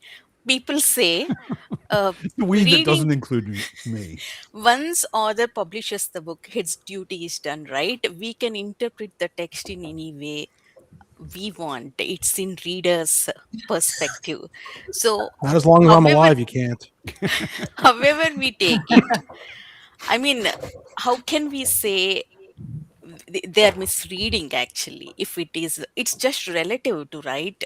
What No. if the majority of the people are reading in a certain way, which the author did not mean as well? So what because becomes it's not valid? Anita, it's not dependent on author intent. It's dependent on actually understanding what's in the text. And when you consider the level of literacy, people can misread. Like they can literally skip out really important information. And when they skip out the important information, it leads to them misunderstanding the text in front of them. And therefore, that is a misreading. And it doesn't matter how many people do that. You can have the majority of people being wrong because they are misreading a text. It doesn't make the misreading valid. It doesn't make it valid. It can make it very popular. It can make it very common to misread a text. But just because a lot of people believe it. Okay, I understand what you are saying. My question is, who decides what is misinterpretation? What is the correct understanding? Academics like AP Canavan. No, but meaning is not dependent on popularity. Definitely not authors. I have an example that might help here in the discussions that I have about Hob, obviously. And it's in live ship, so Anita, it's a discussion that is valid for this conversation. At the end of the book, there are a lot of people who have a problem with the fact that one character's memories are erased. It implicitly states that the memory is not erased. But because that gets missed, the readers that I encounter often have feelings about the end of that book that to me aren't valid because they're reacting to something that simply isn't true in terms of what the book told them. So that's who decides. The text decides. Is it in the text or not? Okay. And so there are almost an infinite number of valid readings of a text.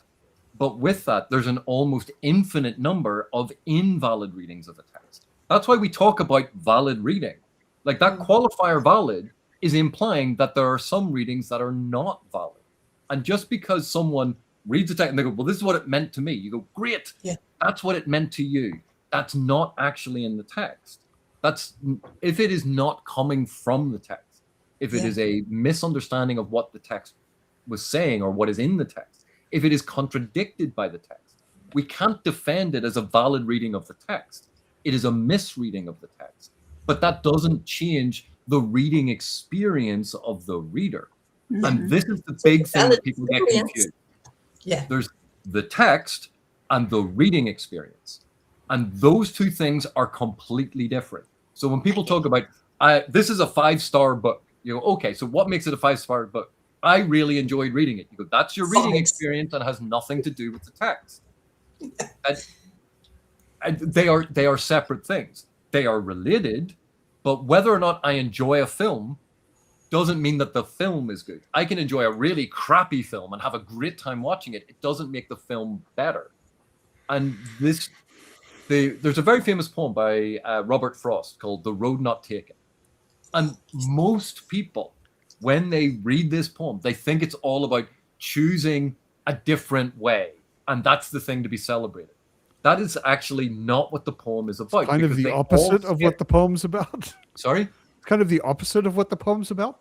Because they skip the one line that makes it clear that that reading isn't actually accurate. But that's what it means to a lot of people. And you go, that's great. If you take that away, that's fine. But that's not a valid reading of the poem actually about, because you're ignoring the line that says that's not the reading of this poem. Okay. And so it's not academic saying you must read this way. It's here's a bunch of data that has been encoded. And in any decoding process, which is what readers do, we decode the information and we give it meaning. We decode the data, we give it meaning, that creates information. We then have to assimilate that information and make the links. And we all are fallible. And therefore we can make mistakes. And anyone who insists that, oh, well, they're a perfect reader, they're lying. There is no such thing as a perfect, we are infallible beings, or we're fallible beings. We cannot be infallible when it comes to text. There's too much there. And a lot of authors leave space and ambiguity in text for the reader to inhabit. But just because those spaces are there doesn't invalidate or ignore the fact that other stuff is actually there. And that's where misreading comes out, when it's outside the bounds of what the text is actually encompassing. And you go, that's not a valid reading. You may have taken that away, but you misunderstood something. And that's fine. We all do it. Like everyone, I do it. And that's why we spend so much time actually thinking and considering it and go, does my vision of what happened or my understanding of it, does that fit with what I am actually showing in the text? Or is it my implicit bias? Is it an overt bias? Is it my lack of knowledge about certain things? Is it like, we know we have these cognitive biases, and yet the assumption that, well, just because I thought it, therefore makes it true. You're like, oh, so bias doesn't apply to you as a reader. You're like, no, it applies to all of us. We all have bias. And objectivity doesn't exist. But Matt, don't start on that. Try really hard to get close to it, though. You can try really hard and put a lot of things. And I learned this from you, AP. You can put a framework around what you're doing to kind of force yourself to be as objective as you can, or at least subjective. You're trying to move away from absolute subjectivity to something that could be shared with a greater number of people. Reality itself, you could talk about, oh, that's a fact, but so much of how we perceive the world is entirely subjective. How we understand things is entirely subjective. But there's a difference between, because I felt this, therefore that is what this means. You're like, no, that's located entirely in the individual. And we try, particularly when we're reviewing books or when we're analyzing texts, if it was always about just what we felt, then there is no system. There is no patterning. It's all just individualism, and it's chaos. And no text is chaos goblin. Sorry, I mean, Speaking I'm of here chaos, picking Anita AP's has a brain. question. Yeah. Sorry. Again, to AP.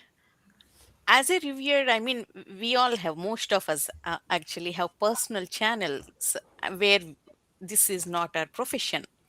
So, and our reading experience is entirely subjective. Why should not we give a subjective opinion or subjective analysis? Why should we strive to be objective all the time? Well, when you're talking about, say, a book that you like, you can wax lyrical about it. When you're talking about a book that you dislike, you can wax lyrical about that. No one is saying you cannot do those things. But if you then say, I am now going to review the text, you're like, okay, that's a different thing than talking about how we personally felt about it, because that's our reading experience. That is a separate thing. This is how I enjoyed it, or this is how I didn't enjoy it. That is all about our relationship to the text. That is not an evaluation of the text itself. Because if you go 20 years into the future, an older version of you reads the same text, they will not experience it in the same way, because you're a different person. You will have different biases. You will have different experiences. Different aspects will stand out to you, or different aspects will no longer be important, because we change as people. And that's the element of subjectivity, particularly in the reading experience. And it is a wonderful thing to explore and talk about. But if I'm saying I am evaluating the text, I try to minimize that aspect to focus on what the text is actually doing. And so, to give an example of this, if I'm teaching a text to students, I might hate the text. I might think it's crap. I might think it's absolutely terrible. But I'm never going to say that to the students, because it's going to skew their reading of it. I present it. I present them the information. And I don't go, oh, this is absolutely terrible, blah, blah, blah, blah, blah. And that's my opinion. Am I lying to them? No, because I'm saying, this is how this works. This is what is being done on this page. And I leave the judgment up to them, because I'm trying to minimize my subjectivity and maximize the value of the, or maximize the objectivity of the analysis, so that my students are free to interpret the text without my biases imprinting on them. So if I do a review of a book, I might mention the reading experience and how much I liked it. That can be part of a review. But if any part of that review is evaluating the text, that should be done without, or with as little of my biases and preferences, because they are entirely individual. In matters of taste and preference, the customer is always right. Not the customer is always right. That would be an asinine statement. And so that's, if we're trying to review something, we are trying to say what the text does, because anyone reading our review or listening to our review, if we are good at our jobs, if we're good at doing reviews, they might go, oh, AP hates that, but that's exactly the thing that I want, because we're accurately depicting what's in the narrative. We're discussing the techniques. We're discussing the prose style. We're discussing pacing. And pacing isn't, this book dragged for me. That's, again, reading experience. Pacing actually has to do with the time and space spent between narrative action sequences and dramatic sequences, and whether like where chapter breaks fall and where the dramatic pauses are. Like, there's a whole complexity to pacing, from a sentence level to a paragraph level to a page level to a chapter level to the entire narrative. That it's a complex subject.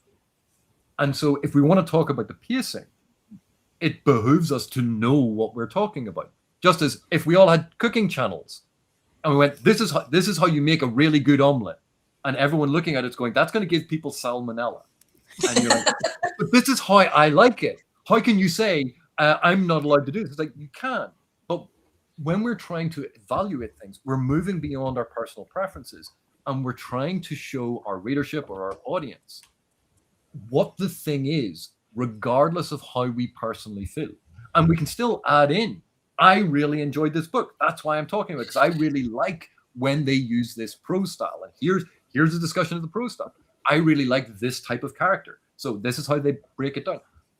We can use our likes and dislikes to signal to ourselves something that might be important to talk about. But what is important to talk about is not necessarily that we like or dislike it. It's what the thing is doing, if that is what we're trying to do with a review. And that's the difference. Like,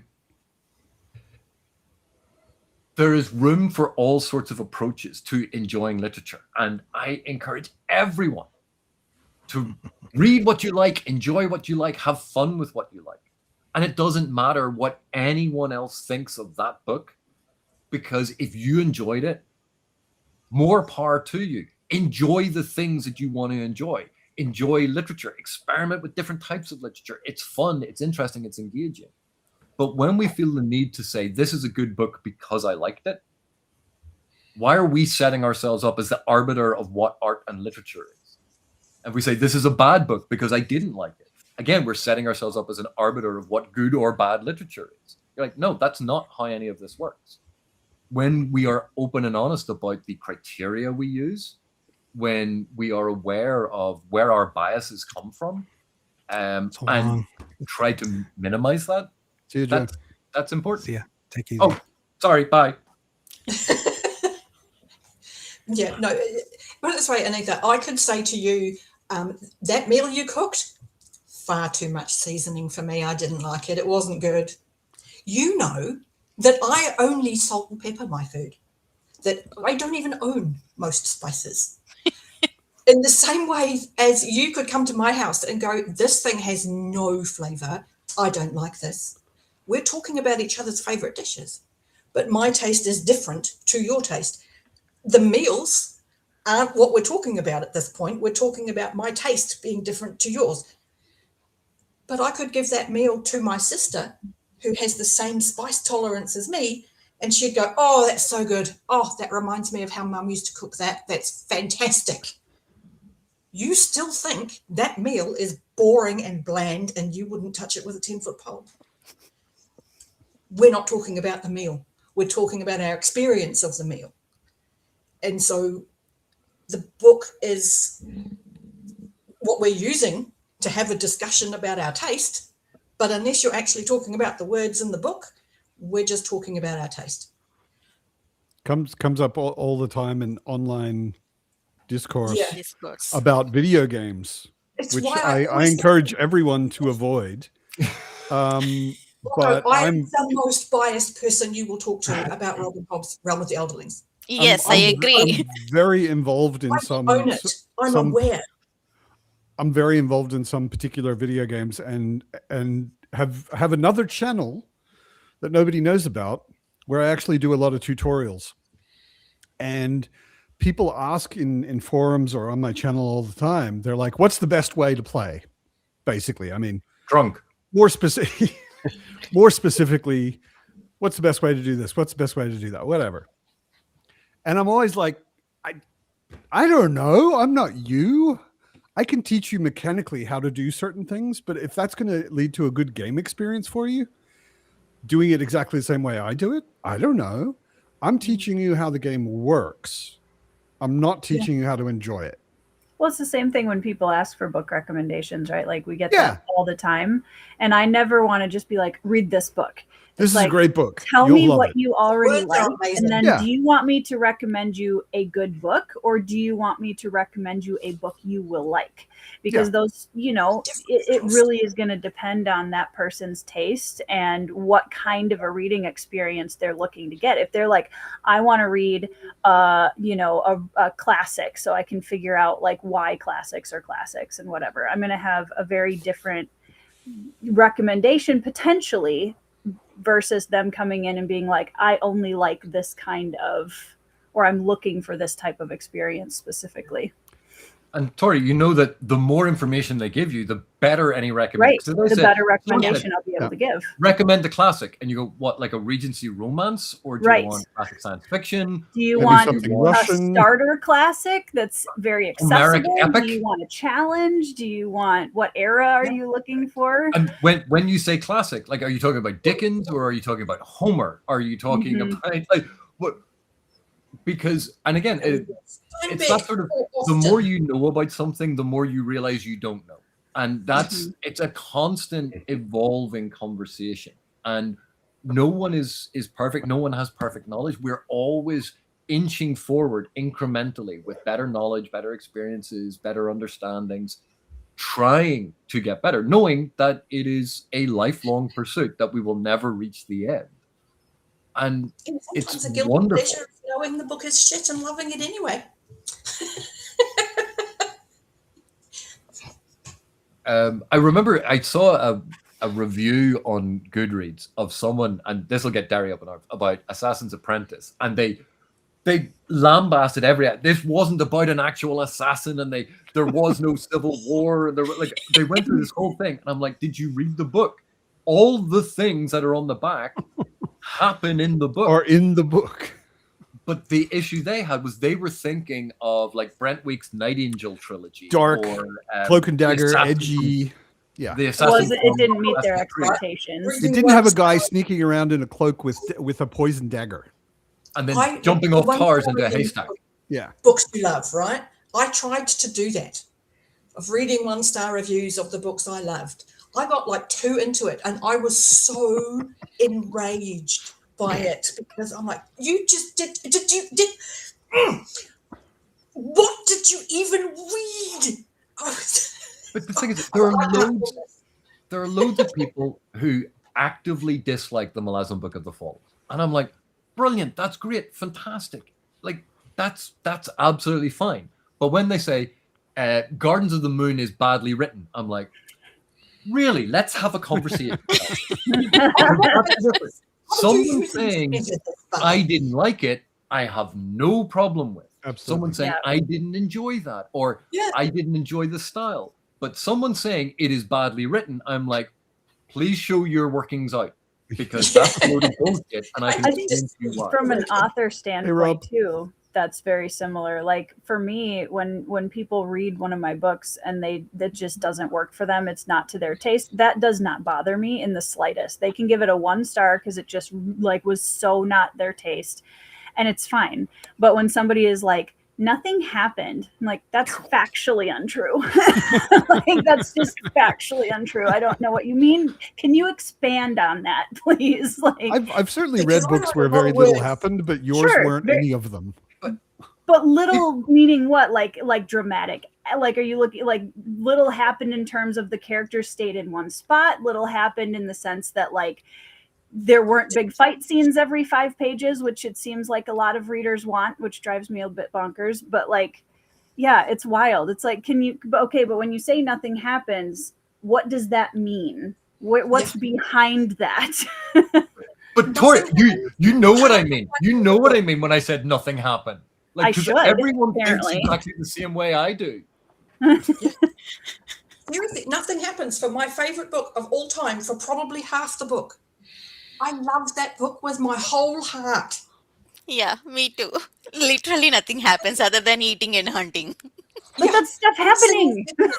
That's And character yet- building. I mean, like you can talk about something happening or not happening on different levels. And the book you're talking about, a lot happens, but it happens in a conversation. And it's a lot of subtext, which I feel Like like a lot of they people don't wanna spend physically time do on. a lot of things. There isn't a lot of moving around. There's not a lot of fighting. There's not a lot of whatever, But there's it's growth and there's learning. extremely meaningful and emotional conversation going on for 250 pages. Yeah.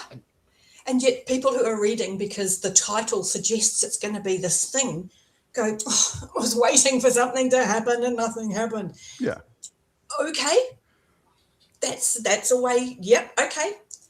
Did you like that bit where the thing happened? Okay. That's the bit that held my interest the least, but okay. Most of the times, You do you. even when we had like wrong expectations going into the book, just few pages into the book or few chapters into the book, we get the idea what it's going to be. Then we should be able to reset our expectations. That's hard to do. If by the time you get to that book, you haven't gotten the idea in your head yet that Robin Hobb is primarily about characters and their emotional states and their psychology, and is not about things happening, action, not that there's no action in her books, but like that's not her thing.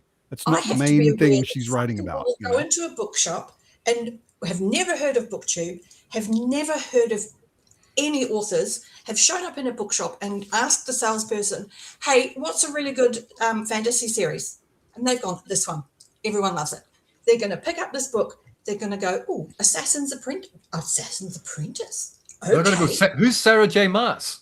Bang. They have an idea in their head what that is based on the title. Very few people are going to have heard of a lot of authors they go into reading. And it's really difficult when a title or mass And vibes suggest a feeling in a book. If before you the- if you Assassin's know Apprentice- nothing else, Assassin's Apprentice as a title does make me think Harry Potter, but for assassins. but Yeah, Assassin's and- Apprentice No. isn't even the slowest book of Hob, actually. A lot happens in the beginning of that book. But people aren't Yeah. expecting a coming of age story. Yeah. So there are so many people who read this book expecting it at some point to become this, high stakes, adrenaline pumping, exciting read, and it never does. And So they that- get to the end and they go, really? This is what But- people have been telling me is awesome? and this is one of the difficult, reversing our expectations or ignoring our expectations is actually a really difficult skill to develop. Yeah. And if we are sort of like, if we're still expecting a certain thing and we go, oh, this is a slow start to it, and then it's going to do this thing, we end up reading against the text. We are deprivileging really important information because we're still looking for what we think is going to be important information. So we're missing a whole load of stuff, which means when we get to the end of it, we're sort of like, but this never did any of those things. And we've just been ignoring the text that was there in favor of looking for the text that we thought was going to be there.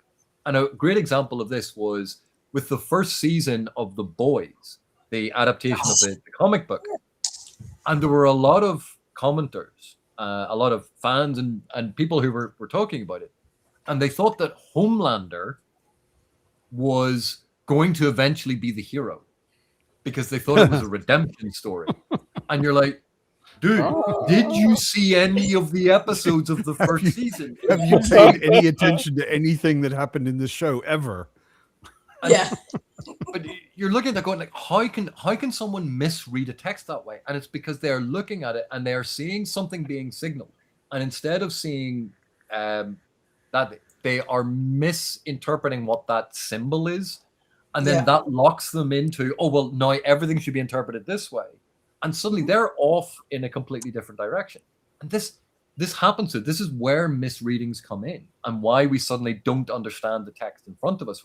Because we've misunderstood or misread something, which then leads us down the wrong It's path. quite basic. Yeah. Wait, I Homelander's have not that. the hero? I have the similar. I mean, I have a similar experience. That's why it's on top of my mind. I am reading right now First Man in Rome, historical fiction. So in this one, we get introduced to different POVs in the beginning of the book. So just 25 to 30 pages into the book, one POV is introduced where I can't even. I mean, I despise the guy actually. How he was introduced? He's just creepy. Not a fan. All I can see is pedo.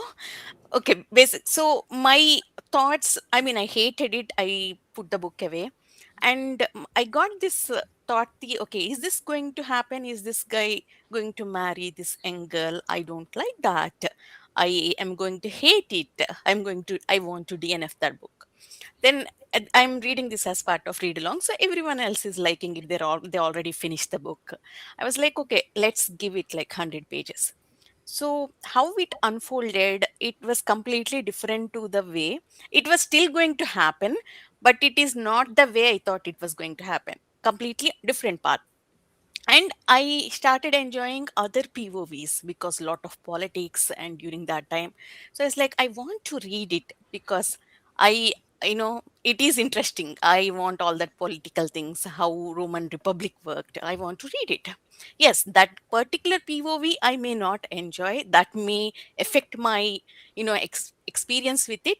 But at the same time, it wasn't as bad as I thought. So I had to sit with it and I had to reset my expectations going into it.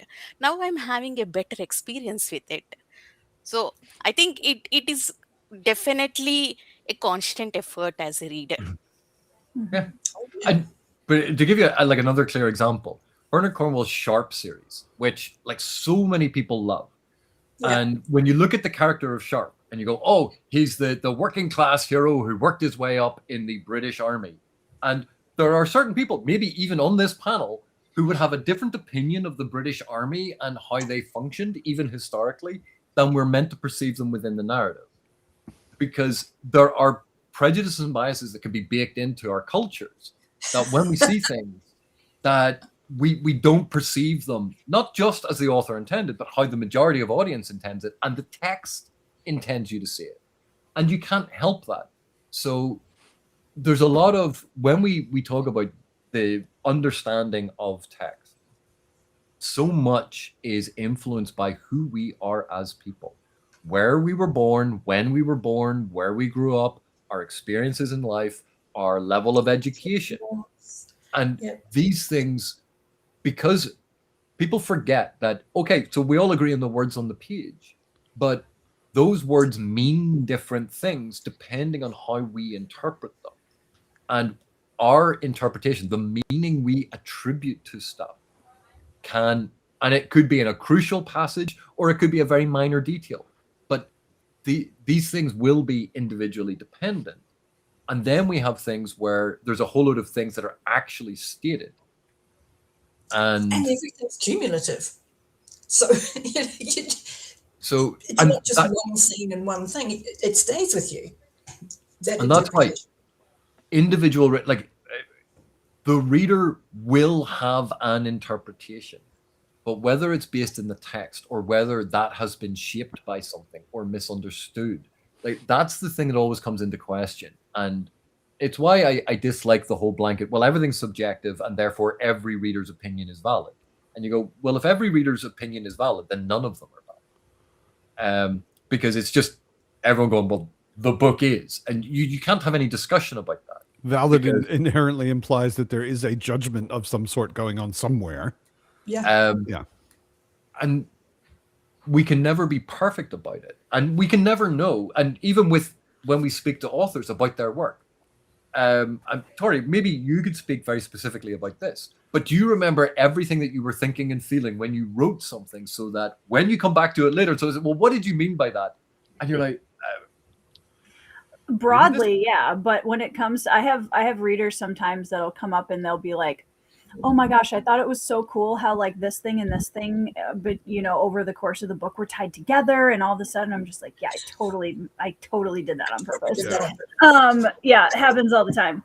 But I mean, so yeah, I mean, you have like the broader themes. I think I'm kind of, I guess, weird that way, because I don't go into my books thinking this is the theme that I'm going to explore. It often just kind of organically unfolds as I'm telling the story, and then I'm like, oh, these are the themes that we're exploring in this story. And I think it is. I will say, as we're talking about this and kind of going back to some of the commentary on what like expectations and what readers want to have happen through a story, I find as a character-focused first writer, I know, it's interesting to see how people perceive because I do think that in a large swath of readership in fantasy, there's an expectation of dramatic action happening frequently, and I'm not saying necessarily in niche groups of readers, but in mainstream for sure.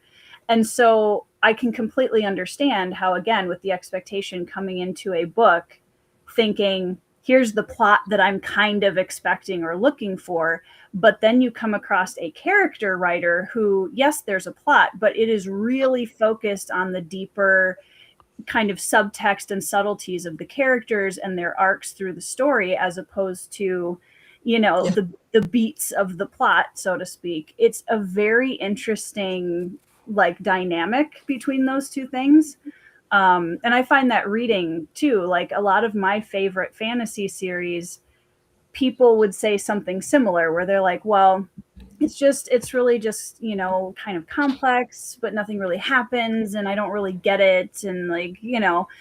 And I think Long Price Quartet is a great example of that. It's really interesting hearing people's thoughts about that. And I mean, even Malazan too. There's a lot of people that say similar-esque things about Malazan, even though there's a lot of things happening constantly. So much that nobody will ever be able to read that series enough to catch everything. But yeah, I mean, I think it's interesting to see also the majority of modern readership coming up against certain writing styles and how they respond to it. And there's also the popularity of certain writing styles or elements of writing shifts and changes over time. Yeah. So what was considered the peak of literary fiction 200 years ago, we'd look at it and go, yeah, that's shite. Because suddenly it's not doing the thing that our current culture or society is valuing or has agreed to value within writing. And, you know, if you look back at Dickens, a lot of Dickens, right? Like we teach Dickens, we were taught Dickens, and you sort of go, oh, this is amazing. But most modern readers approaching Dickens go, this is terrible. This is turgid. If you're looking at it in terms of character, how many of Dickens' characters are actually caricatures? How much psychological realism do we really have with them, and how much is it symbolic realism that we're seeing played out? Because we have an expectation now about psychological realism that should be in the text as a common element. And that was the end of the 19th, start of the 20th century, where that started to become in vogue. Yeah. It wasn't present in a huge way prior to that, because that wasn't valued. We want the interiority of characters, and there's a whole set of fiction flourished with that. And now it's, yeah, but nothing happens. It's all about just how they feel, because we've moved on to the let's move on faster, things happening. Let's stuff him with a sword, blow that up, move over here, fly over there, rescue them. Yeah, go. And things change and adapt over time. And any attempt to establish the literary canon is, in some respects, a doomed endeavor. Why is Shakespeare considered so important? Why is Shakespeare considered more important than Marlowe? Is it because Shakespeare's plays are inherently better than Marlowe's? You're like, no. But Shakespeare's plays have survived and been taught and handed down again and again and again, and it's been drilled into generation after generation. You should study Shakespeare's plays. Therefore, Shakespeare becomes cemented. Does that mean that Shakespeare's writing is bad and shouldn't be studied? Of course not. But what makes Shakespeare better than Marlowe? When we look at Homer's The Odyssey, or actually even better, the Iliad, we know that the Iliad has been interfered with. The version that we are reading, the version that we know that has been translated, has been interfered with multiple times. So it's not the original in any shape or form. And we look at that and go, why is that considered great? What is it? Well, it's survived that long. Okay, so survivorship bias, like why does that make it great literature? It's an example of literature of a time. We look at the Victorian era. We talk about but this one has survived. Dracula is one of my favorite novels, particularly taking into account a lot of the politics, colonialism, and Anglo-Irishness inherent in it. Whereas in most places, it's taught in terms of psychosexual readings and the fear of all of that. And you go, oh, okay, like that's another way to read it. And sometimes it's taught as a Gothic horror. But why was that one saved when there were so many other Gothic horror stories that have just disappeared? It's not necessarily that Dracula was inherently superior, but something about it caught on and survived. Is Harry Potter the world's greatest fantasy series? No, hell no. I will go to my grave defending that series is absolutely terrible. But the worst witch, the same framework. But but didn't take off the same way. And when we jump forward 200 years, if the world is still around, quite possibly people go, oh, Harry Potter. And they'll talk about it as if it's this great literary work. And you're like, no, it survived because of a whole load of different factors. Things survive not just because of how good they are, some things that are brilliant disappear. Some things that were brilliant for that audience are not brilliant for the new audience. And some many things that are absolutely very terrible good become very popular and will therefore survive. Yeah, it's a weird little self-sustaining circle. I will be right back. Fitz is sitting behind me, not because she looks really cool Zooming. there, although she does, but because she wants food. So I'll feed her. I'll be right back. Very well. But no, That's- that whole cycle of, is it popular because it's good, or is it good because it's popular? You can get lost in that one. But it's a complex interaction, because then we have, and if you think the rise and fall of various genres is a perfect example of this. Think when you study cinema, when you study genre, one of the big things that everyone studies is the Western, because that was the predominant major genre in cinema when people were writing these texts, and it was the go-to example. The Western dominated cinema at the time. And if they had never existed and we were suddenly to invent cinema and media criticism now, the genre they'd be talking about would be superhero movies. And all the books would be written about those. But we see the rise of the Western, the establishment, people playing around going, this is a straightforward Western, white hat, black hat. Then there's the Westerns for families. Then the more grown up and the gritty Westerns and the spaghetti Westerns. And then the deconstruction of the Western. And then playing with Western themes in different settings. We see it over and over again. And we see it build until eventually people go, we have exhausted all of the major ways to do the Western. It needs to just, how about we lie down for a while? And so we see the decline of the Western. And people go, of Westerns. And people moan about it. But I loved Westerns. They just don't make them anymore. What's wrong? You go, because the general public got tired of them. The same thing is going to happen. We had the 80s action movies. No, we still have action movies, but 80s action movies from Hollywood are a genre in and of themselves. You had the horror movies of the 70s and early 80s. And then, again, another change. These genres rise and fall. And then, they come back. And people go, oh, we're going to do a Western, but we'll do it in space. Yeah. We'll do Firefly. And it's a Western. Season 1 of The Mandalorian. It's like, we'll take all of these classic Westerns, and instead of setting them in the Wild West, they're going to be on a planet, and instead of a cowboy, it's the Mandalorian. But you can map almost every single one of those episodes to a Western. Like, it's not particularly good, but people were looking at it. Westerns have been out of fashion for so long that they're like, I've never seen anything like this. This is new.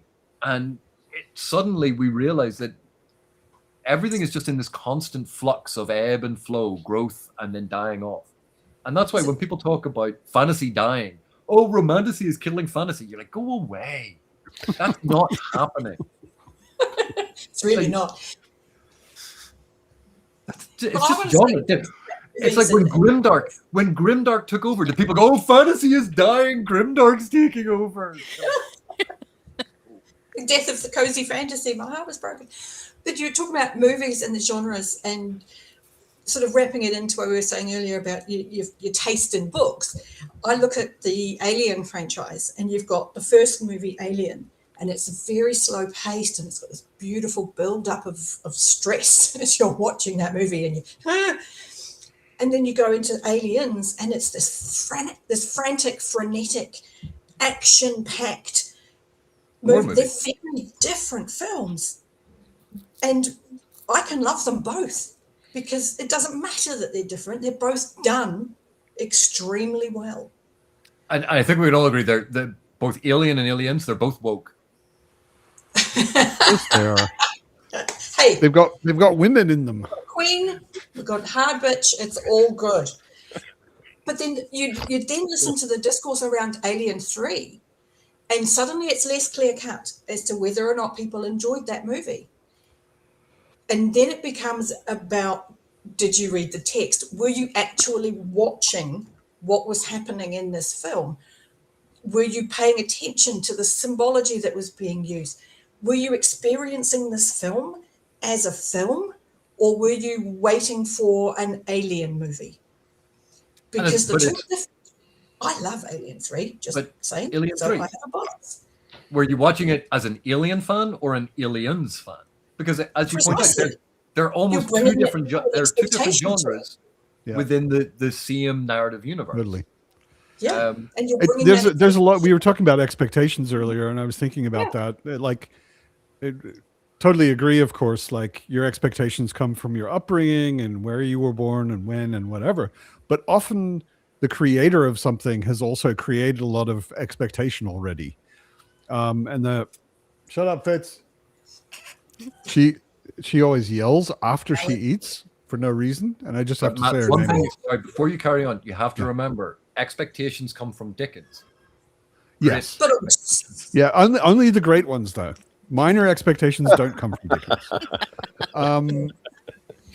But sometimes, I mean, I had a case of this when I read the Greenbone saga. The first book is magic Asian mafia, right? There's a fair bit of intrigue and there's a lot of magic fighting and knife fights and stuff like that. So I read that. And in the second book, I expected it would continue in that way. That would be a similar style because it's a trilogy written by one author.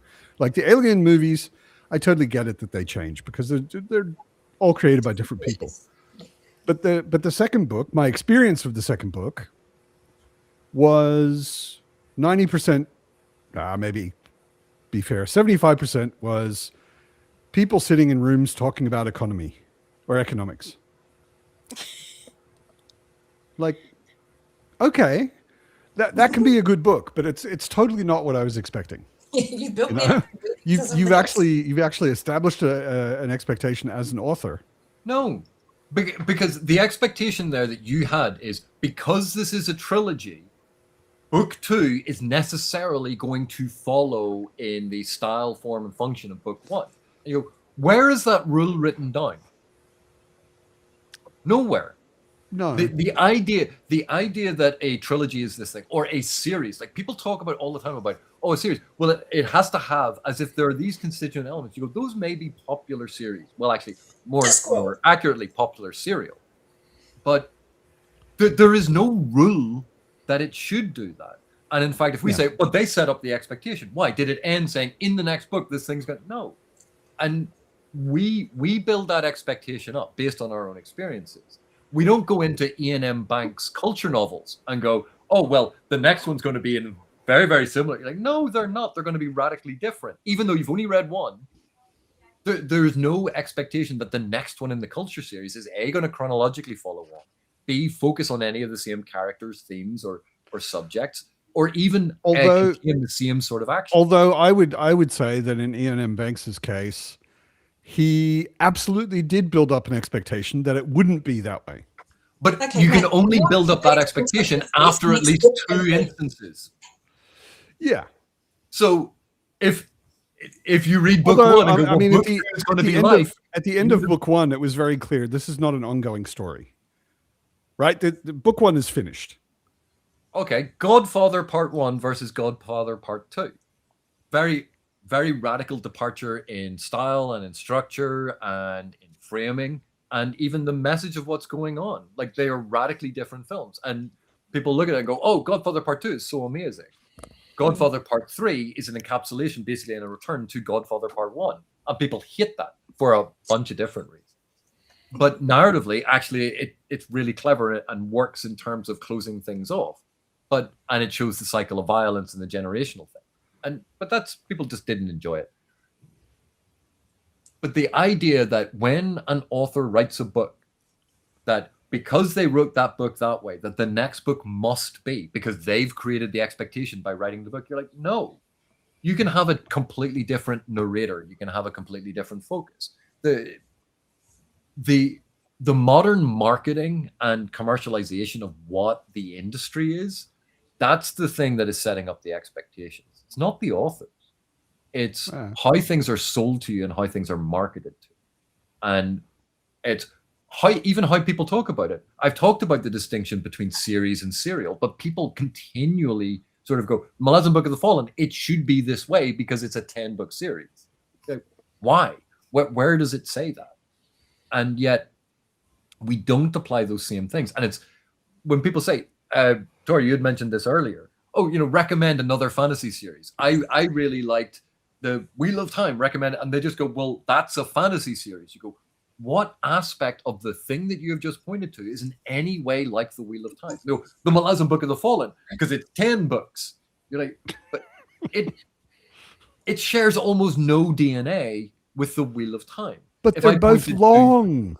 The Sword of Truth series and the Wheel of Time, you're like, but politically they're diametrically opposite. Like, why would you say, apart from the fact that there are multiple volumes in a series set in a fantasy world? Like, that's why our follow-up question is always, what do you like? Well, I like fantasy series. Okay, but they should be really long. Do you like magic fantasy? And you and this is why we have to have these really long conversations with people before we can feel we can give them a good recommendation, because it's not a close enough explanation of what they want. And we can't do that on the internet. If we get a message in the comments saying, recommend a book, we know we can't do that. We can only say, well, in this series or in this realm of, if you like this kind of thing, this is the leader in that field. If you like this kind of thing, this is a good example of this. And we can't get any more specific than that. That's completely wrong, Derry. If you have a booktube channel and someone writes in your comments, recommend a book, the reply is, I have a fucking booktube channel, you idiot. No, if somebody's come like to there's hours of videos of me recommending books. Go watch them. So I Roger's can't thesaurus. So, but for instance, how many times have you heard discussions about magic systems and how in fantasy you must have a magic system? And you're like, I'm sorry.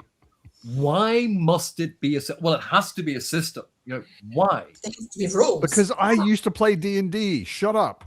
I'm used to playing computer games where everything is mathematically worked out so it can be repeatable. And you're like, but that's one style of doing it.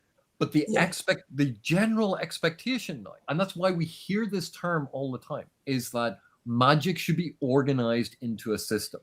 And if an author doesn't do that, their magic system doesn't make sense. And you're like, it's not a system.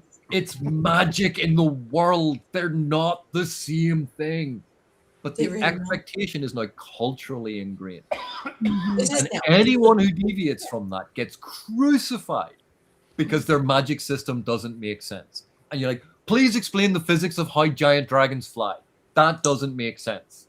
Yeah. Please explain how fireballs actually work. How does someone take the heat from fire? None of this actually makes any sense. Video games have ruined everything. But, they've popularized certain forms of narrative and how we approach it, which is how narrative evolves. I just had an argument online. No, discussion. Matt, you had a discussion. No, I had an argument. It was an argument. Trust me. Because the other guy was wrong, and I was trying to convince him why. No, maybe I was wrong. I'm not sure. But strangely, like abstracting multiple levels, we were arguing about how to do something in a role-playing game, like a pen and paper sitting at a table with other people, role-playing game, Daggerheart. And he was asking how the rules would work if someone could drink a health potion in the middle of a fight. And I was like, well, like, you're creating a consensual fiction in a role-playing game. You're sitting there with people and you're sort of collaborating on telling a story in an improv kind of way. So imagine how you would be doing these things. Like you would, yeah, exactly. You're blocking and parrying and stuff with your sword, and then you reach into your backpack, which is on your back, and you pull out a bottle and you take out a cork and I'm like, yeah, you can do that in the middle of a fight, but you're going to get fucking hit. But health potions mounted to the side of your head with the straws coming out. Yeah. Making adventuring great again. And he was like, yeah, but isn't it pretty normal that you can just drink a potion? And I was like, oh, yeah, actually it is. In video games. When you press pause. and go into your inventory. You just No, drag. not even that. Like a lot of video games now, you'll have like your just in your quick load bar at the spots. bottom or something, and you just click on health potion, you drink it. It's just done. Yeah, you've got your hot list. You just UCC drag it does it. I through. like it. It's great. But go back to the book recs. I mean, Tori, like you and I have literally had this discussion in Discworld, and I don't know. I'm reasonably certain that Monstrous Regiment will work for you because I know elements of things that you enjoy. I know you like military fantasy. I know you like found family. I know you like a motley crew. I know that you like things that form a large part of the structure of this book, and it's by an author I know you enjoy. So I'm fairly confident that of the books available, that is going to work specifically for you really well. I wouldn't have said that to Anita. Although I do think Anita might like Monstrous Regiment. You know, it's because I know you well enough to sort of go, okay, I know these specific works and how you read. I don't recommend Monstrous Regiment to almost anybody because those aren't the things a lot of people are looking for when they're asking for a Discworld rec. So it's really difficult when you expand that out to greater readership to say with any kind of certainty that you will enjoy this. People You keep can't. You telling just me, have to. You have to just have to do the best. Like, you know. you have to kind of go, tell me If, what's if important. someone likes Brandon Sanderson and asks me to recommend a book, I recommend Jude the Obscure because clearly they're very similar writing. Well, I'm not pushing them to Robin Hood, that's for sure. But it's not going to work. So, Yeah. because everything is so entirely subjective. Well, and sometimes it's just structure too. Like, you know, somebody was in my live chat yesterday during sprints who was trying to decide which John Gwynne book to read first. And my first question, and they were dealing with a reading slump. And I was like, okay, so Hangover. The reading Hangover, yes. Hangover. And I was like, okay, well, Malice, like two different, like, you know, mythology bases. So it kind of depends on which of those you prefer. If you want something more Celtic, if you want something Norse, but also Malice has like 20 POVs immediately. Shadow of the Gods has 3. So if you're already feeling a little burned out and a little like, maybe Shadow of the Gods might be a good place to start because it's going to require less of that brain power to keep track of everything that's going on, which I think is what they ended up going with. But it can come down to something like, and you don't need a ton of time to talk to somebody to get those kind of specifics. But at the end of the day, it's their, like, I'm not going to be, I hope they have a really good time with whatever they read, but it's not like, you know, And that's Also, the it's not easy to recommend books to people always, no matter how much we know of Yeah. them. Suppose Sometimes you just Derry knows me very well. She discussed 16 books with me, 16 books of Hob books with me. But I mean, forget about other series. In Hob books as well, what I like and what I don't like is so different from people. Even Derry struggle recommending books to me sometimes. I'm an enigma. So we don't know what works for us. I mean, it totally depends on, you know, our personal taste. At the same time, what mood we are in, what our mindset at the time of reading. I always find too, especially when I'm talking to you, Anita, about books, is because we have such very different cultural upbringings, I'm never quite sure where you're going to land on a theme. So if I am familiar enough with somebody's culture, I can go, you're going to have a problem with this theme. You know, if I was talking to AB, having an understanding of British-Irish relations, there are books that I know you're going to find really freaking aggravating. Those things, they're not even going to notice. You know, so part of getting to know someone is sometimes knowing that you're never going to quite be talking the same language. So I do struggle in recommending to Anita for that reason. But there's another really important reason. We are absolutely terrible about knowing what our own tastes are. Oh God, yes. All of us. Because you can go, I really like complex, multi-point of view, adventure fantasy, but that is thematic, and blah, blah, blah. You're like, And so here is the perfect way. I hated that when it's doing all of the things that we thought that we wanted, because that's not really how any of this works. Yeah. It's Well, and I think it's always like as you're adding new experiences and layering on through your, like, I look at books very differently in this phase of life than I did 10 years ago, you know? And I think that last year I tried Sun Eater, and nobody was more shocked than me that it didn't work for me. I'm shocked based on what I I like. totally thought you would I had totally exactly dig that Sun Eater. experience. I was shocked. But I can break down exactly what problems I had with it and why I didn't gel with it the way that I thought I was going to. But, you know, and that's something where I'm even kind of breaking down my own expectations while I read all the time, where I'm like, I was really convinced I was going to really like this or dislike this, and had maybe the completely opposite experience, which is always, to me, kind of exciting, because it shows me that my reading taste is constantly like open and morphing to what I'm reading, which I like. But I also think that a lot Also of what's actually going on, and I think this is what AP maybe was getting at, is there's something beneath the surface which we're not very aware of that is going on in our reading experience. That is the thing we're really into, but we're not very aware of it. So we describe the things that are on the surface. Like I can say I love Malazan. Love the Malazan Book of the Fallen, and I'm reading other Malazan books, and so far I love Malazan. I don't really know, with the surface description of what Malazan is, I don't really know of any other books that are doing anything like it that I've ever tried to read that I actually liked. I mean, it's doing a lot of things I think that are very different than, maybe even unique-ish in fantasy. So it's probably hard to find other books that are really that much like it. But there are a lot of books that I'm really into, and the surface description would fit 10 other books, which I've tried and I didn't like, you know, like the description of this and that is basically the same if you squint. And yet this one I love it, and that one I don't, you know. Well, And who it's would because have of picked other things which are not the it- surface description. that me, having read Hob literally dozens of times, was going to absolutely love Dungeon Crawler Carl as much as I do? Who could have picked that? Because I didn't.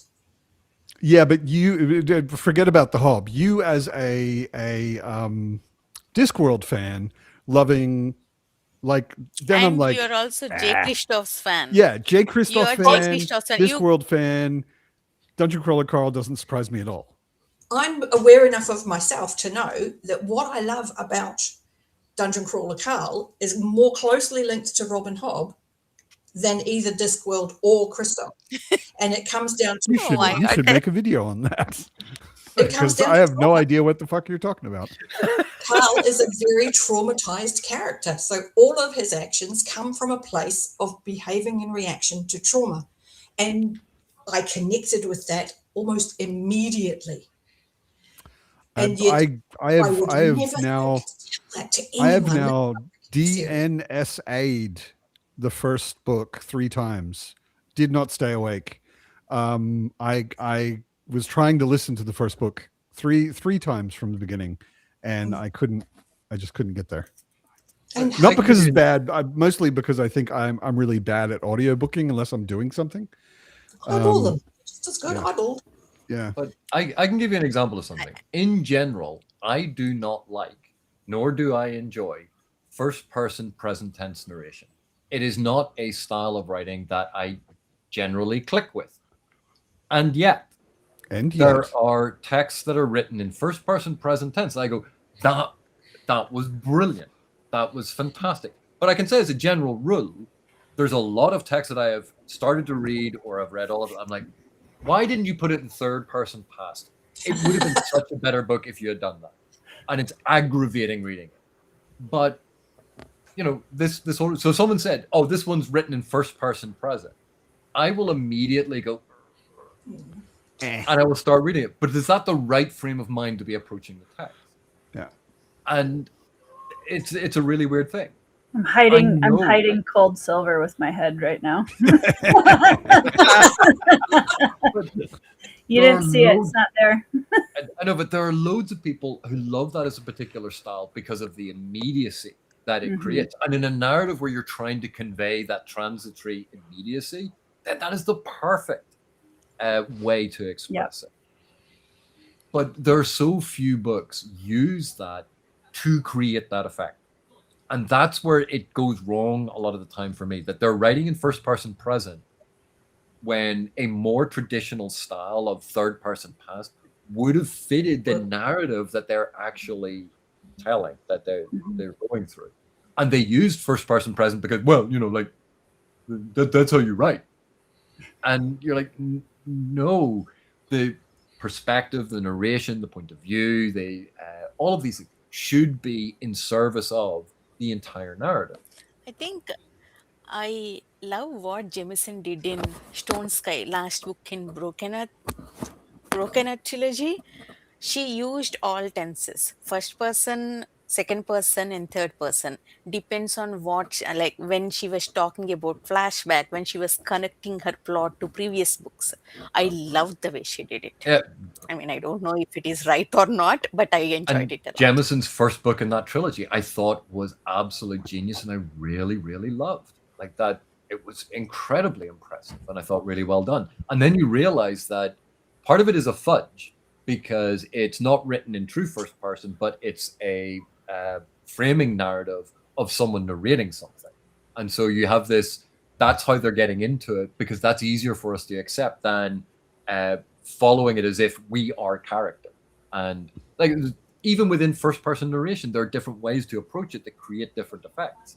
And that's why I love studying this stuff, because it's fascinating. And anytime you think you understand it, some tricksy author comes up with a new way to do it, and you're like, damn you.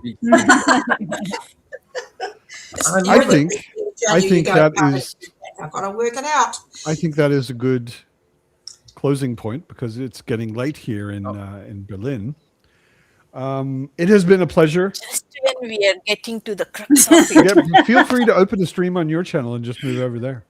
Yeah, just remember, authors are liars. That's all you have to. That's how we end the story. That's basically what AP's been saying the whole time. Authors are liars, specifically you, Tori. I am too tired to be offended. Own it. Own it. It has been a pleasure having all of you and those of you who were here and had to depart. Thank you so much for joining me. Thank you, everybody in the chat. It's always a pleasure. It's especially a pleasure because it's been a while. Yeah. I haven't done this weekly in quite a while, and I missed it. So good to see you all. Thanks so much for being here. Have an awesome week. And hopefully